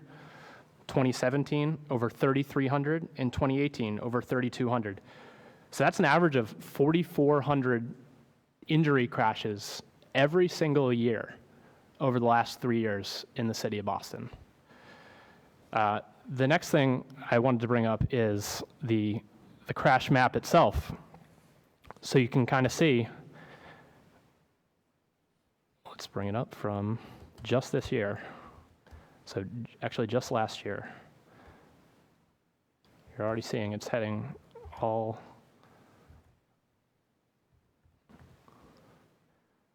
So, 4,300 crashes. And if we zoom out, you can start to see where the arterial streets are too. The heavier lines. I'm sure you could both name what the problem streets are in your own districts. I don't really need to tell you. But, these crashes are happening all over the place. I thought it was very interesting you were saying earlier today that you either hear that traffic's not moving fast enough or traffic's moving way too fast. That's a perfect summation of the issues that the Transportation Department is trying to deal with right now. So I'm just going to head back up to the seat here, but. And I think just while you do that, we know it, we live it and breathe it every day as residents, but also the emails, the calls, and of course having to respond usually to the scenes of these very accidents. And frankly, all of them don't get media attention. Sure. But I think it's just for the sake of the public, this data is available on the website. I think some people know that, so thank you for pulling it up. Boston.gov/Vision0 right So there. the question is now, what are we going to do about it? Sure, and that's really that missing link of the BTD crashes, that we can't see what behaviors made these crashes and made these dots on the map. And we don't actually know what level of injury happened in these crashes too, so we can't look at what the most serious crashes are and start targeting those. It was great that you've already been talking about that crash analyst position with BTD. Within the Boston Police Department. A critical part of Vision Zero is analyzing, processing this traffic crash data. I'm glad that someone from the data department at BPD was here to give more context for that. She is being very, very modest in the way she's talking about dealing with that. We had seen some of these crash reports that are being generated, and because once again, there's over 11 crashes a day that are causing injury, lots of data. So much of that lives in the narrative, but it's also the EMS crashes can come up on a map like this because they're geocoded for each trip. The Boston Police data is not. So you could have 3 separate officers report to a site, and it could look like 3 different intersections from the crash data. Someone might write it up as Massachusetts Avenue and Melnia Cass Boulevard. Someone else might write it as Mass and Cass. Someone else might write it as Melnia Cass and Massachusetts Avenue. Those show up as 3 different entries. So the data analyst would have to go in and make sure to match these all up so they're ending up in the same place. That is a thankless task, but it is something that means so much to the Transportation Department so they can do their job. And also, to be honest, the city is leaving money on the table because there are opportunities for other grants from MassDOT. There's a program through DOT, which is called the HSIP program, the Highway Safety Improvement Program, that gives funding to communities in high crash locations for bicycle and pedestrian incidents. That's been going on since 2014. The funding has changed a little bit, but Boston has never qualified for that program. There's also something in the Executive Office of Public Safety and Security, the EOPS, where once again, it deals with crash data, and those are grants given to police departments to do more enforcement around dangerous behaviors where there have been crashes. So, we're missing out on funding to make our streets safer. And then I just wanted to, before I turn it over to everyone else here, I just wanted to share one more thing about distraction and distracted walking. I testified up at the State House 2 falls ago about a bill about distracted walking. And there was a great editorial in Toronto's Globe and Mail where they had actually did an analysis of pedestrian deaths in the US from 2010 to 2014, looking at FARS data. They showed that an electronic device in the hand of a walker was a factor in 25 deaths out of 23,240 pedestrian deaths over that period of time. And the title of this editorial was, "All These Pedestrian Deaths, It's the Cars, Stupid." So I'll turn it over to Stacy or Becca. Great. Yeah, thank you, Brendan. And thank you to all of you. Really appreciate and I'm grateful to the council's leadership and engagement on this issue. My name is Becca Wolfson. I'm the executive director of the Boston Cyclists Union. And our goal is to make it safe and comfortable for anyone to be able to bike safely within the city of Boston and the region. I'm also here representing the Vision Zero Coalition, a coalition of organizations working to make the streets safer for everyone. And first, I want to acknowledge the complexities of policing and traffic enforcement, the challenges with respect to police treatment and relationships in communities of color, implications for undocumented folks, and the sometimes dangerous traffic stops, like the one that led to the killing of Qasim Kareem last month and injury of an officer. However, in every community and neighborhood, we know, and we're hearing today especially, that people talk about their lack of feeling safe while walking to the bus stop, walking to the T, walking to destinations in their communities, and biking safely throughout the city. And that's why we're here today.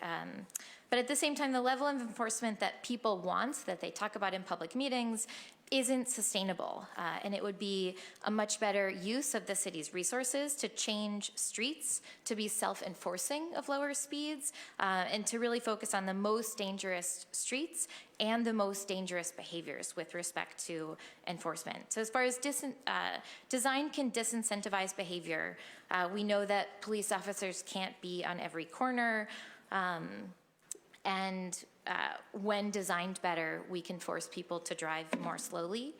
But we also know that the city can't redesign all of the streets overnight, and change needs to happen more rapidly, especially on arterials, as Brendan showed us where crashes are happening most. That's why data analyzed jointly by a BPD analyst, as we've been talking about, in conjunction with the transportation department, can inform where design most needs to be changed and enforcement can be utilized.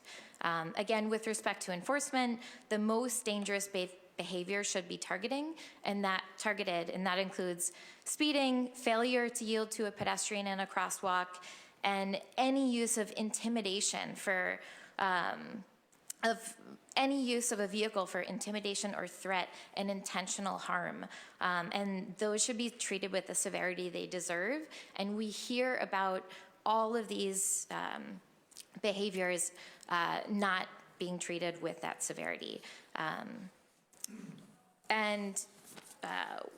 With respect to data and the analyst position, again, as Ms. Savage already spoke about, standardized reporting is critical, and it's actually unclear, and I have some concerns about the timeline of implementation without more resources. So just for some background, back in, I believe, 2013, 2014, the Boston Cyclists Union and a team of 12 interns worked to code police data.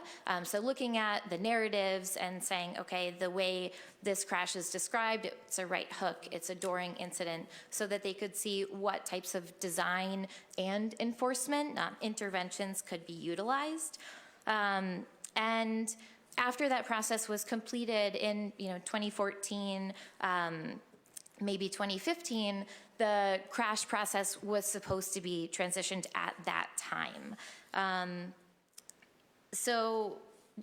just to also further explain why the distinction between the types of crash data that we have is important, right now we only have EMS data to analyze.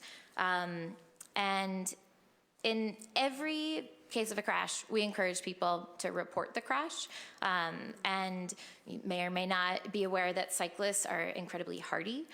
So if a cyclist is hit, someone's hit while biking, they might think, I'm fine, and then realize the next day, later that day, that they require medical treatment. That's happened to me twice. And later, that crash will be reported to the police. If EMS didn't respond and show up, that data is never utilized in the Vision Zero analysis. So it's critically important that when crashes are reported to the police, that's incorporated into Vision Zero strategy. It is in Cambridge and Somerville, and it's not in BPD in Boston because this automated crash system does not exist. Few more things I wanted to elevate. And while this training and enforcement and traffic analysis is needed within BPD, I'd be concerned if it was just a unit and that training didn't pervade through the entire police force. I'm actually going to read two stories, and I'll try to be as brief as possible, from folks who were hit in crashes and the treatment and response by the police department. These two crashes that I'm going to read aloud happened 7 years apart. So the first one is a resident of Jamaica Plain. In 2011, and these are her words. In 2011, around 6:30 p.m., while the sun was still out and the weather and road conditions were clear, I was riding my bike on Corey Street headed towards Newton. As I was riding downhill after Weld Street at the light at VFW Parkway, I became aware that a car was driving behind me. We got the green light at VFW Parkway, and the car passed me in the long intersection. Without warning, the car turned into the driveway of the gas station and hit me as I was riding. This type of crash is known in the cycling world as a right hook, where the car turned right immediately in front of me, leaving me no option other than to be hit by the car. I was thrown from my bike onto the hood of the car and then to the ground, suffering a spinal cord injury, 3 ruptured discs in my neck, concussion, partial thickness rotator cuff tear in my right shoulder, and a good deal of scraped and bleeding skin surface, which is called road rash by cyclists. All told, I spent about a week as an inpatient in the hospital and continue to have pain from the spinal cord injury, which requires medication for the rest of my life. While I'm thankful to be alive, I will never be the same. I was never interviewed at the scene of the crash because I was injured and taken by an ambulance to the hospital. I was told at the time that I would be contacted for my statement. The driver gave hers at the scene, which included, I didn't see her, and she must have been speeding up to pass me on the right. When I didn't hear from a police detective, I contacted District E and was connected to an officer's voicemail. I called 3 or 4 times within the span of 10 days and never received a return call. I then found another officer not assigned to the crash who got in touch with me almost immediately and facilitated a response from the other officer. The officer finally interviewed me over the phone, and after many more calls and emails, told me that he was closing my case without finding. He further informed me that I should feel lucky that I wasn't cited for trying to pass on the right. Of note, I had provided this officer with MGL citations that pertained directly to my case, asking that he cite the driver as she had violated Mass General Law. He declined to do this and further told me that, in his opinion, bicycles did not belong on the road at all and cyclists should use only off-road bike paths. He told me that he blamed bike and automobile crashes on bike lanes that had been painted on Boston roadways and informed me that he was the sole... Becca, can we, this is kind of hearsay bashing one police officer, one incident. I don't think we want to go down that road. We just heard from the deputy who is agreeing with, just about everything. We're all trying to move. We're all rowing in the right direction. So this sounds like you're kind of picking on one police officer, one incident. We don't have the other side of that case. Yeah. So can we just kind of, Yes. I mean, this is where the training piece comes in, but, again, we don't know what both sides of the story was. Sure. Okay. And I can appreciate that. I did want to note, and it may not seem this way, not here to disparage the police officers and departments. We get, on average, 1 or 2 of these per month where people are still not getting fair treatment under crashes. So we want to point out that the police do need more resources and they do need better training on how to handle traffic stops and incidents of crashes, and want there to be full alignment from the department, from the mayor, from the commissioner on how to handle crashes and how to protect the most vulnerable people. Okay. Thanks. Hey, Stacy. Hi, thanks. I'm Stacy Thompson, the Executive Director of Livable Streets Alliance and member of the Massachusetts Vision Zero Coalition. And while Livable Streets is a lot of things, my job today, and my only job today, is to talk to you about automated enforcement.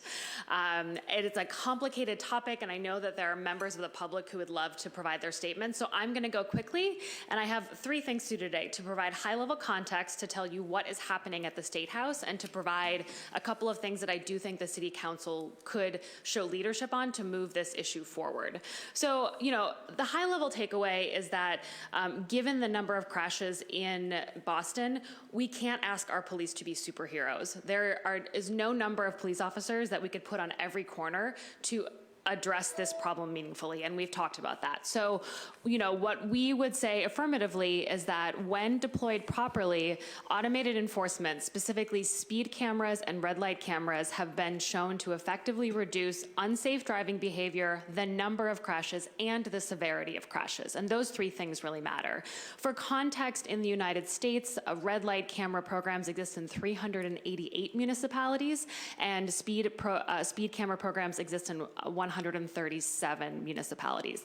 That is, I think earlier today someone said that these were being rolled back. That is not, in fact, the case. In certain municipalities where important measures haven't been implemented, which I will talk about, and our friends at the ACLU will talk about, they're being rolled back. When they're deployed properly, they really work. And so that's what I want Boston to think about. In terms of why we're excited about this, the advantages of automated enforcement include that speed cameras really focus on reducing speed and the number of crashes. When you employ red light cameras, they've been found to reduce the overall severity of crashes. So when you think about the difference between someone having a life-changing injury versus maybe a little bit of a fender bender, those things matter. They also allow for police officers to not be put in dangerous situations. Oftentimes, we ask police officers to stand in really dangerous intersections and on really dangerous roadways and put themselves in danger. So, there is the ability to protect our officers so that we can deploy them more safely in other places. And the ability for continuous enforcement. What we learned on the Longfellow Bridge, where they do have those speed flasher signs, is that when they deploy the state police for a week, they handed out a few hundred tickets, and then as soon as those police officers left, the speeds went straight back up. Cameras ensure 24 hours a day, 7 days a week enforcement, which again, we cannot ask our officers to do. And I think most importantly, they remove the ability or the reality of implicit bias or racial profiling. Cameras, when deployed properly, take that sort of element of enforcement out of the mix.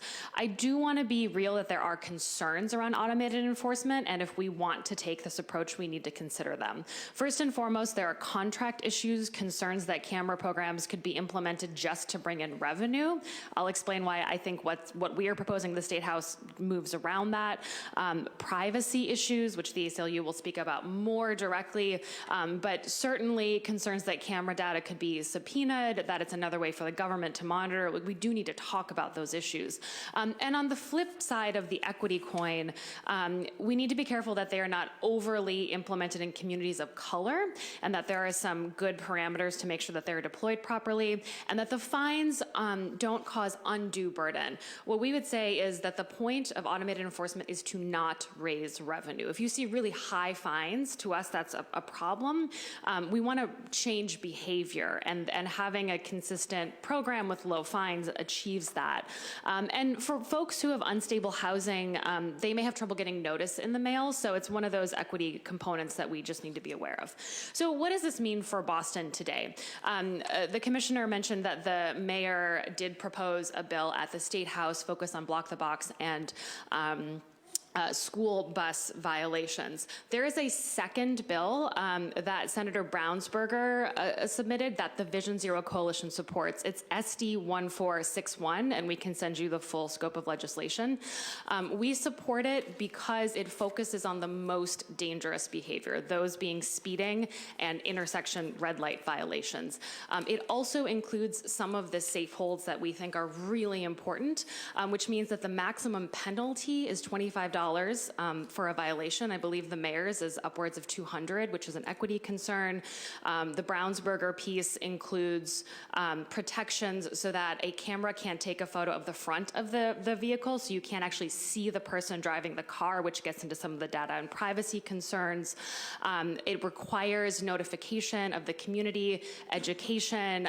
There are lots of safe holds around how many can be deployed in a community, and requirements that you use the great data that we are saying the city must collect to put these cameras in the most dangerous places. It also has a good bit of information around requirements that the city or town must submit annual reports to MassDOT, listing the locations of the camera, proving that there isn't racial bias in some of this stuff. So all in all, I think that there is actually some great stuff at the State House right now. And in terms of what the City Council could do to move forward, I would say there are two things. And we'll get into a little bit, one of these more in a minute. But the City of Cambridge recently adopted a surveillance data protection ordinance. And it's similar to what has been used in Seattle, and that is something that the council here could do to protect the people of Boston. And what's notable is that these ordinances have been implemented in communities that also have red light and speed cameras, so we can do both and protect our citizens. Secondarily, I do think that because there are multiple automated enforcement bills at the House, and that they cover really, really important things, and there were varying perspectives here, that perhaps there is an ability for a working session or a way for the council to get more on the same page about what you do and do not support, and maybe more space for us to dig in. I'm also happy to answer questions, but I know others want to speak. So thank you. Thank you. He'll take care of it. You're on. Good afternoon. My name is Emiliano Falcon. I'm a Civil Liberties and Technology Policy Counsel at the ACLU of Massachusetts, and I'm here on the ACLU behalf. So I'm here to discuss the civil rights and the civil liberties issues pertaining to the possible creation of a traffic enforcement unit within the Boston Police Department and the use of automated enforcement technologies like red lights and speed cameras. Generally speaking, we have four primary areas of concern. The first one is the legal authorization for the surveillance. The second one is the disparate impact and the racial justice. The third one is the privacy and data practices. And the fourth one is the ongoing oversight, transparency, and accountability. But before I get into more detail about those issues, allow me to tell a story about something that happened in Boston in recent years as an example of what the city should not do. In the summer of 2015, officials in Boston's Transportation Department received a call from an independent journalist named Kenneth Lipp. While doing research online, Lipp had discovered a plain text database of license plate reader information created and maintained by the Transportation Department. The database contained approximately 1 million records, including the home addresses of people with Boston parking permits, their license plate numbers, and a list of 2,500 or so people apparently designated by the FBI and the Boston Police Department as suspected gang members or terrorists. This database was not password protected, so LIP was able to peruse the records. After he notified the city, the system was locked down, but we don't know how many other people accessed the information before LIP's reporting led the city and its surveillance contractors to take basic security seriously. Data is toxic and have to be handled accordingly. Too often, agencies in the public and private sectors don't do enough to protect the sensitive information they collect, manage, and store about people. And even when they try, hackers with malicious intent can break in. In 2015, hackers stole the personal information of 22 million government employees and contractors from the Office of Personnel Management, including social security numbers. People who saw their data compromised included everyone who had applied for a US government security clearance, meaning that the government failed to protect sensitive data about US spies, military leaders, and intelligence analysts. It is very difficult to protect digital information. That means every time a city agency takes steps to begin collecting new types of sensitive data about residents using surveillance technology, elected officials and residents should ask and get answers to basic questions about how the technology works, who will have access to the data, under what circumstances, how the information can and cannot be used, what security, transparency, accountability, and oversight mechanisms will exist to ensure the system and its data is not misused or abused. Ultimately, residents and elected officials should decide whether the possible benefits to using the technology outweigh the possible harms, and only adopt a tool that after a clear democratic consensus in favor of doing so. But with respect to red light and speed cameras, the first obstacle for Boston officials is state law. In Massachusetts, cities cannot use traffic enforcement cameras unless they are authorized by the state legislature. We understand there is proposed legislation on Beacon Hill that would, if enacted, provide communities with state authorization to use red light and speed cameras, but no such law exists today. Similar legislation has not advanced in recent years, suggesting it may be premature for the City of Boston to spend precious tax dollars creating a traffic enforcement unit for the Boston Police Department if that unit intends to focus its work on automated enforcement, something it's not clear the legislature will allow in the short term or ever. If the legislature finally authorizes the use of these cameras, either this legislative session or in a future session, the City of Boston will have many questions to work through before deciding to implement more surveillance. First of all, the city must consider disparate impact, racial justice, and the history of the Boston police targeting black and brown neighborhoods for surveillance. In 2013, journalist Sean Musgrave discovered that the Boston Police Department has been using license plate readers without any legislative authorization and absent a public debate. The result? The BPD cameras were disproportionately used to monitor motorists in lower income and communities of color, Dorchester, Mattapan, and Roxbury. The only metric that should decide the placement of any hypothetical future cameras should be data-driven evidence pertaining to accident rates and objective assessments that confirm cameras in those specific locations will reduce crashes. Leaving it up to the police department to decide where to place cameras could result in the placement of cameras in lower incomes and communities of color when there is no public safety justification for doing so. The ACLU will strongly oppose any effort to exacerbate the over-policing of lower income and black, brown, and immigrant communities under the guise of neutral traffic enforcement. All possible future decisions about where to locate the cameras must be made with objective parameters in mind and with community and the council involvement. Second, The ACLU is very much concerned about the privacy rights of all Bostonians. Before the city decides to implement any new surveillance technology, it must ask and answer questions related to data collection, retention, management, sharing, and access. Who decides what information will be collected and where it will be stored? Will contractors or other private companies have access to the data? Who will own the information, the city or the contractors? How will the data be protected after it is collected, both through technical and human safeguards? How long will information be retained? Who will have access to the information and for what purposes?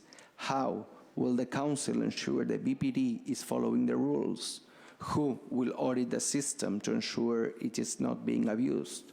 What accountability mechanisms will exist to ensure people have a right to sue the government or otherwise take action if their rights are violated? In recent weeks, unfortunately, we have learned that the true relationship between the Boston Police Department and Immigration Customs Enforcement includes a special task force and behind closed doors information sharing. To make sure the city lives up to its commitment to protect immigrants and other residents, the City Council should ensure that the above questions and more are answered clearly in a legally enforceable policy before greenlighting any new surveillance technique. The Council should also review all existing BPD surveillance information sharing and collaboration issues where ICE is concerned. Additionally, we strongly urge the Council to forbid the police from using traffic enforcement cameras to take pictures of people's faces.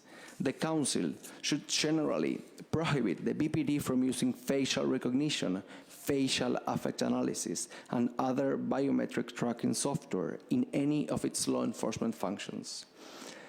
Academic researchers, including Jaywalking of MIT, have found facial surveillance algorithms to exhibit racial and gender bias against Black women specifically.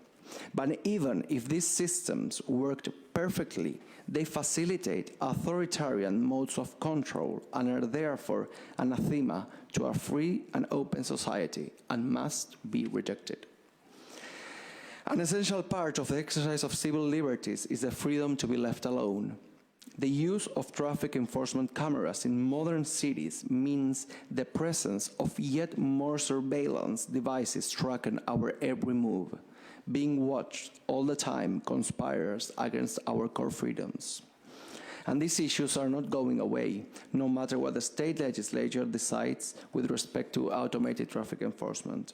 As artificial intelligence, big data, and automation continues to change every area of our lives, the pool of so-called smart city devices that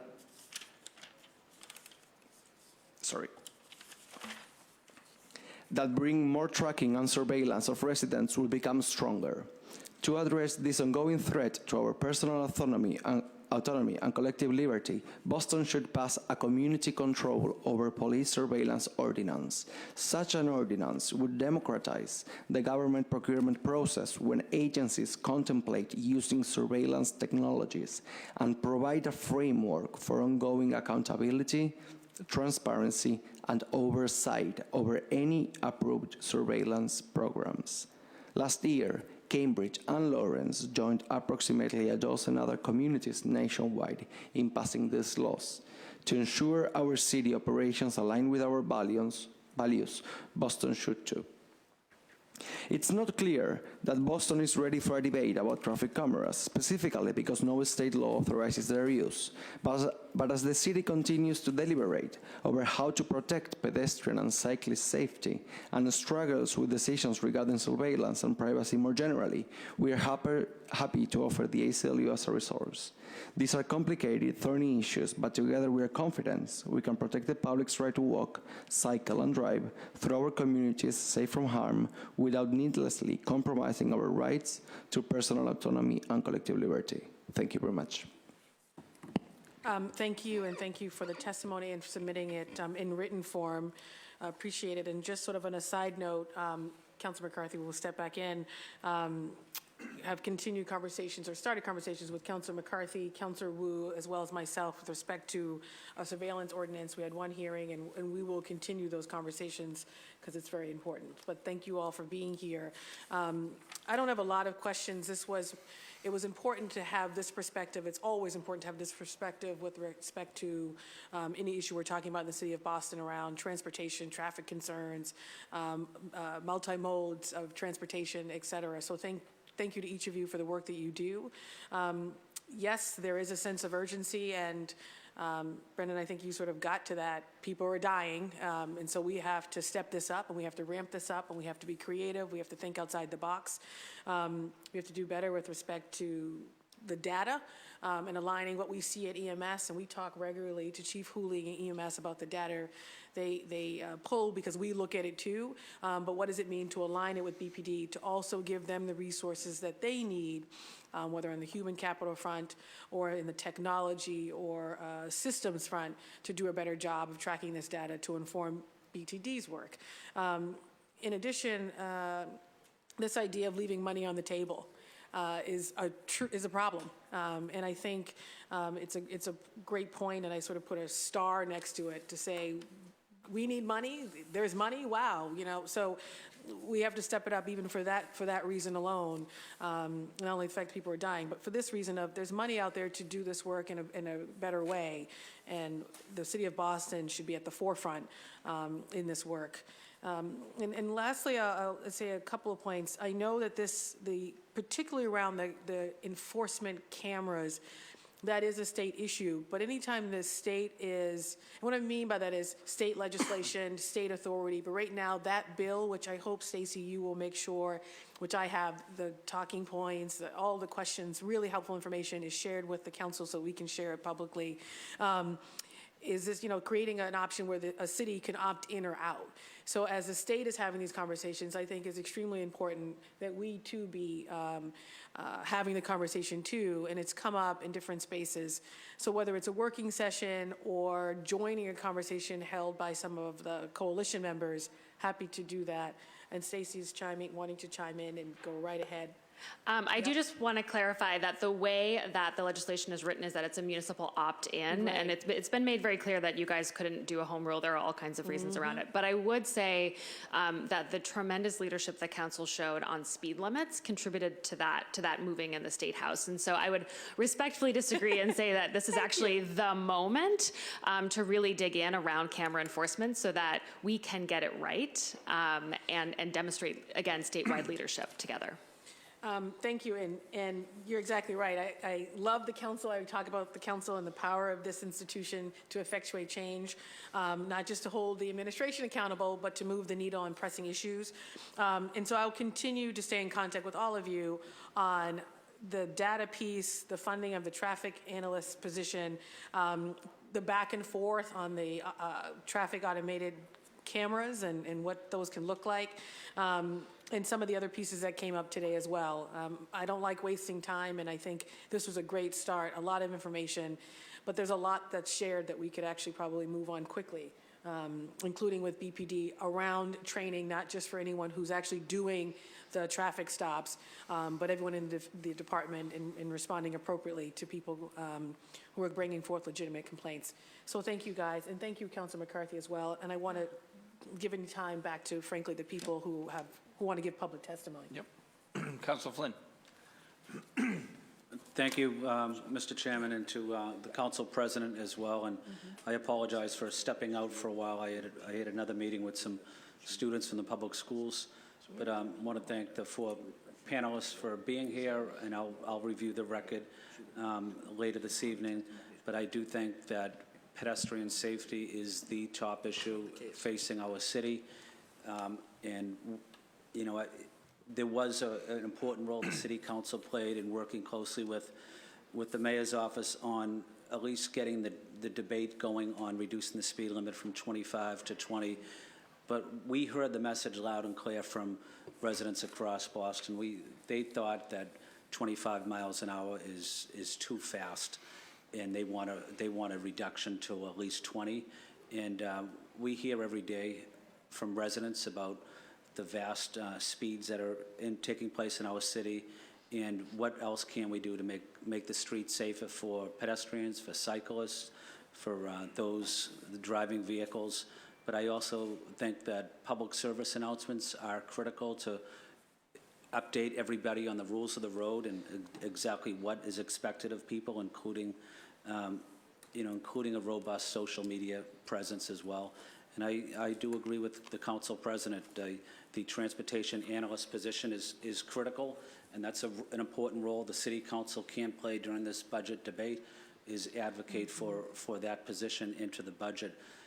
If we don't have the necessary data to know exactly what's happening, we're not making the best decisions without the data. So it's critical that we do get that money for that position. And again, just want to say thank you to the 4 panelists for being here today. Thank you, Mr. Chairman. Thank you very much, Councilor Flynn. Thanks to the panel for being here. Again, I think we're all rowing in the right direction. We just got to get to the finish line. So I'm going to dismiss the panel, and we have several people who want to give public testimony. We have 2 microphones, so if we can line up 1s and 2s, that'd be fine. If you're still in the chamber, Steve Jonas, Sarah Kleinschmidt, Steve Young, Christina Metcalf. I just need your name and address and organization for the record, and you have a couple minutes. Great. Thank you very much. Mic I on? did wave to you, Steve. Thank you. It's been a long wait. Thank My name's Steve Jonas. I'm a resident of the city of Boston at 25 Beaver Place. I'm a daily pedestrian in the city, and I'm very concerned about the life safety issues as a pedestrian every day in Boston. I'd like to, if I can, please briefly read an excerpt of an email I sent to the mayor back in November following Councilor Flynn's hearing, to which I received 0 response. And the title is Life Safety on the Streets of Boston. Your Honor, I would like to not get killed crossing the street in Boston, and I'm sure that you hope for the same thing for yourself. It seems that the risk of this happening is rising at a rapid rate. As a daily pedestrian in our fine city, I have witnessed the rampant increase in the incidence of vehicles running red lights and doing so at high speeds. Yesterday, I testified at a city council hearing on street safety. My message is that enforcement of traffic violations has become almost non-existent, so there are no consequences to disregarding the traffic safety laws. As a result, more motorists are doing just that at the peril of pedestrians, bikers, and other motorists. You know better than I that in 2017, there are approximately 4,500 serious crashes reported that required EMT response, approximately 1,300 of which involved pedestrians or bikers. This is not going in the right direction. I am a strong advocate for Boston to urgently pilot the use of readily available and economically viable technology tools to help address this issue. Automated enforcement systems that utilize camera systems to cite vehicles that run red lights and or speed are now in use widely across the U.S. Massachusetts State House has and will consider legislation to provide municipalities with the latitude to use these technologies. Passage of these changes will be much easier with support and pull from the City of Boston. Mr. Mayor, I am pleading with you to take a stand on this issue and provide the leadership that will be necessary to tip the scales. This could go a long way towards making our streets safer for all. Thank you. I got no response to that, of course. There's very little enforcement in Boston. It varies widely by neighborhood. I walk a lot in the public garden, Boston Common area downtown. You'd never see a police officer. I've never seen a motorcycle officer in my 17 years of living in downtown Boston. So they're patrolling someplace, but they're not patrolling there. The 4-lane highways around the public garden are speedways. People run red lights rampantly. The article from the Boston Globe on lack of enforcement, there's data that was cited by Stacy on the number of municipalities and the list of them in the United States, and it's growing, that are using this. And I wanted to provide to the council the most recent study of the New York City red light camera pilot that's now in its 15th year of operation. This is not new. New York was the first. It's 15 years in. And some of the data from this study, which is excellent, and I recommend that it be reviewed. Red light violations at the enforced intersections are down 75%. Crashes are down 62%. Severe injuries are down 76%. And rear-end crashes, which is always somewhat concern, are down 39%. And in the first 10 years of operation, which the study covers, after all of the program costs, capital costs, and annual operating costs, there are only 184 cameras in New York. And it has netted, after all those expenses, $250 million of net revenue in 10 years. And I know that we're not doing this for revenue generating, but take that money, put it back into infrastructure, make Vision Zero and Safe Street neighborhoods go at a rapid pace instead of the glacial pace that it's currently moving at. I'm glad we're doing something, but it's moving so slowly. There's a lot that's available. And in New York City, they're not called fines or citations, they're notices of liability. The fine is only $50, to Stacy's point of having something modest. Those $50 tickets have added up to $250 million of net funds that are available. In Washington, D.C., which has had a camera system in place for a long time, the fine is $150, not $50. In Denver, the fine for a first offense is $150. The second offense is $250. You know, there's a wide range, but the point is these things are in place in a lot of big cities in the United States. A lot of learning has been done. Many of the concerns raised by the ACLU and others have been addressed. We're not early, we're not late, but there's a lot of knowledge that could let us put this in place. I agree that there's no number of police officers we could hire and make the city streets safe. I mean, the next officer is going to make them safer, but to make them safe, we need something bold. What I heard from the police and from the transportation department today, I consider to be timid and moving at a very slow pace. And as a pedestrian, I think that the life safety issue is very important. We talked about data, crash data. I mean, when I'm crossing the street with my grandkid and the fourth car in the line of 3 that stopped goes speeding through the red light, it didn't result in a crash that's going to show up as data, but it's a life safety issue. I was emailing with Councilor Campbell as I returned from 4 days as a pedestrian in Manhattan, where all the cars stop at red lights. It was like being in a different civilization. It was crazy. In New York, I came back to Boston. I got off the train at Back Bay Station. At every intersection that my wife and I walked through, from Back Bay Station to our home, cars ran the red light. Every single one. There were no reported crashes.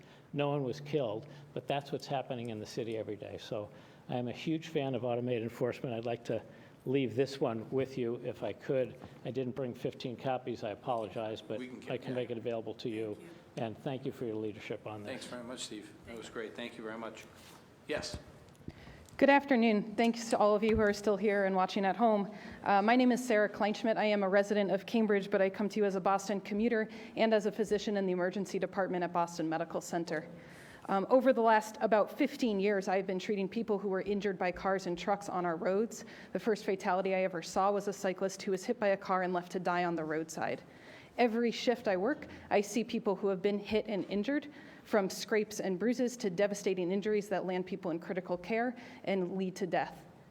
So this is a very personal issue to me. For a long time, I thought these were unfortunate accidents, and I wondered what sort of incremental changes we could make to change this pattern. Maybe we need a little bit more paint here or a few more bike helmets there. Unfortunately, that all changed last October 10th. I myself was cycling to work along Mass Ave, and our brand new protected bike lane was, as usual, blocked at the Dunkin' Donuts. I went into the travel lane, and a driver became upset. He intentionally harassed me, honking, expressing that he wanted me off the road with some very Bostonian language and gestures, and then he turned his car towards me, accelerated, while he was yelling at me.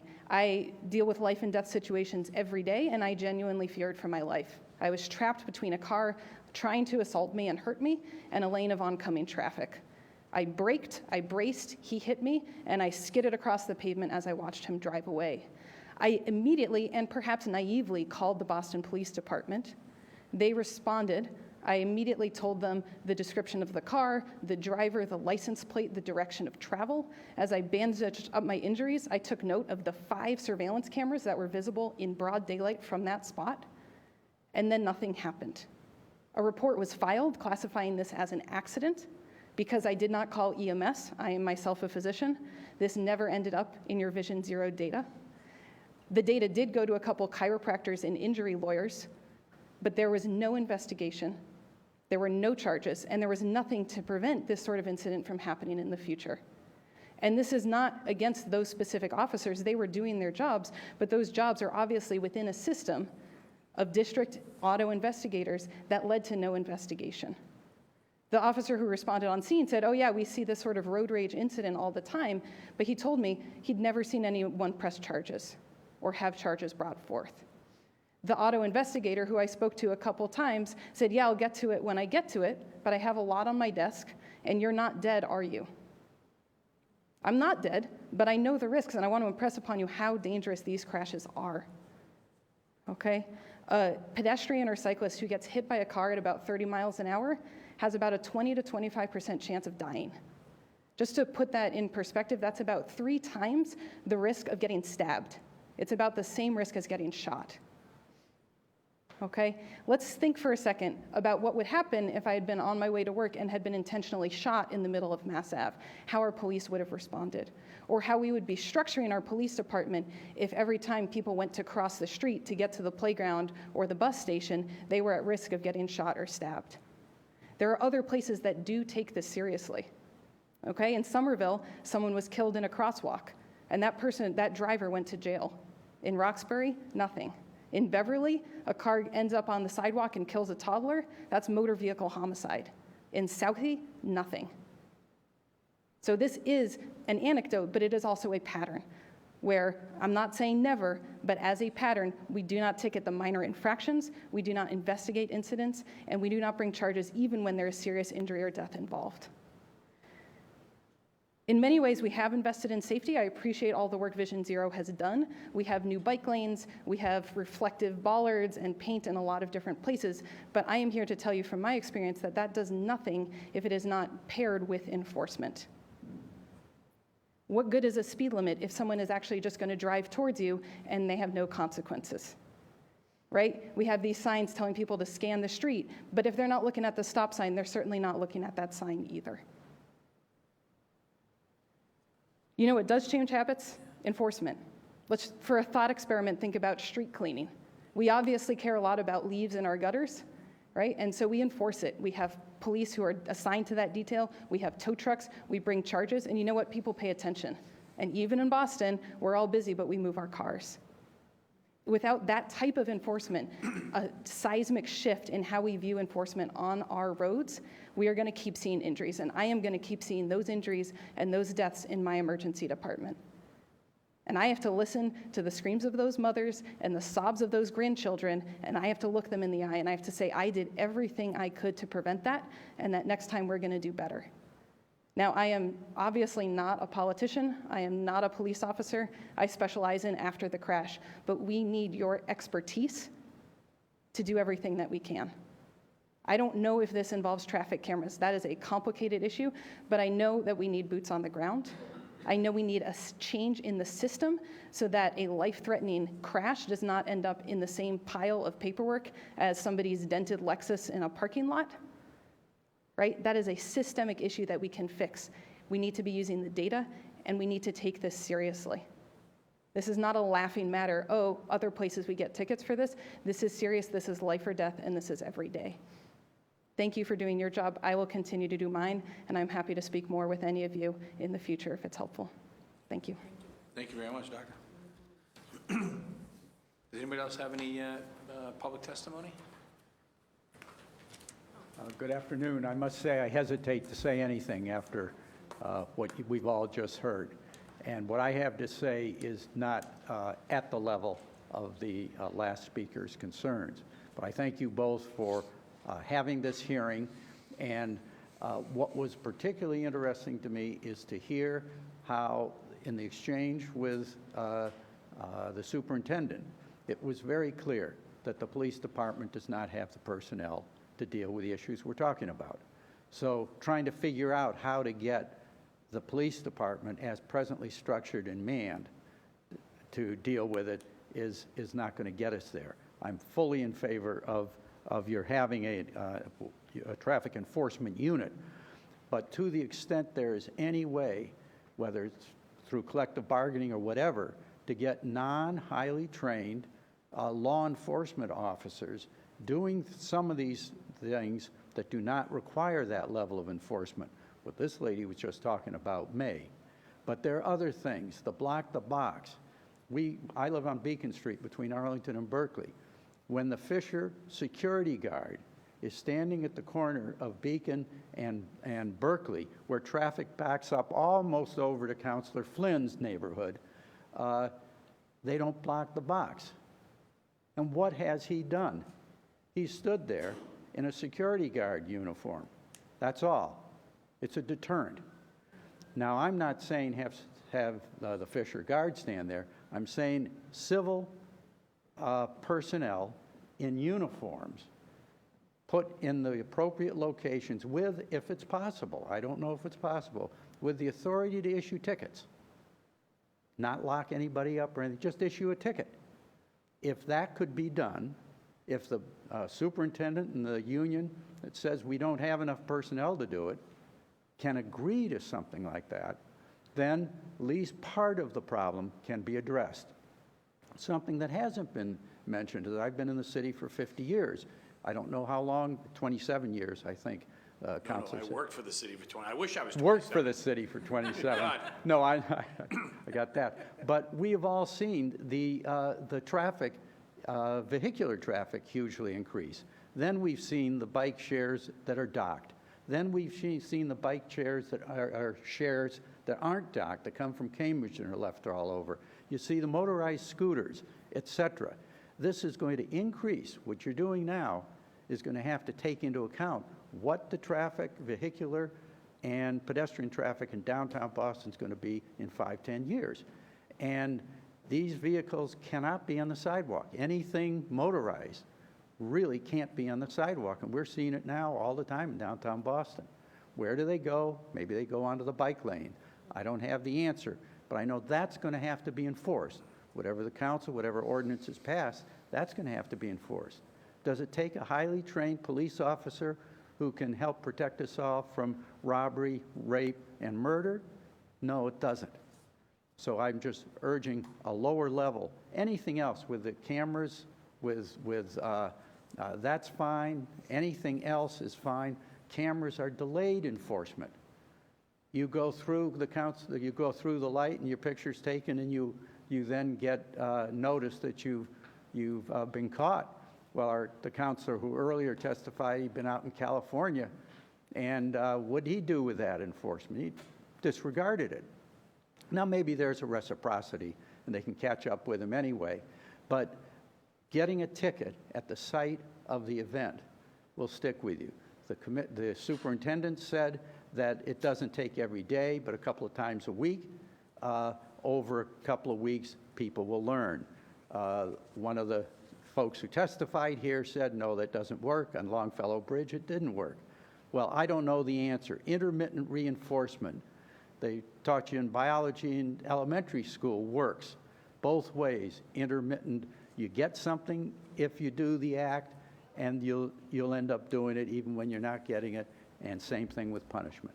So I'll leave it at that. I thank you both, all the counselors, for looking at this issue. It's going to take a lot of steps, but I would urge the council to see what you can do with the union, with the police, to move this kind of enforcement, or some aspects of it at least, out of the formally trained police department. Thank you all. Thank you. Thank you very much. Okay. Thanks, everybody, for being here, especially the panel members and the people who spoke in public testimony. This has been docket number 0143. It's an order for a hearing to discuss the possibility of creating traffic enforcement unit within the BPD and exploring the pros and cons of installing traffic enforcement cameras. This will remain in committee, and the hearing is now adjourned.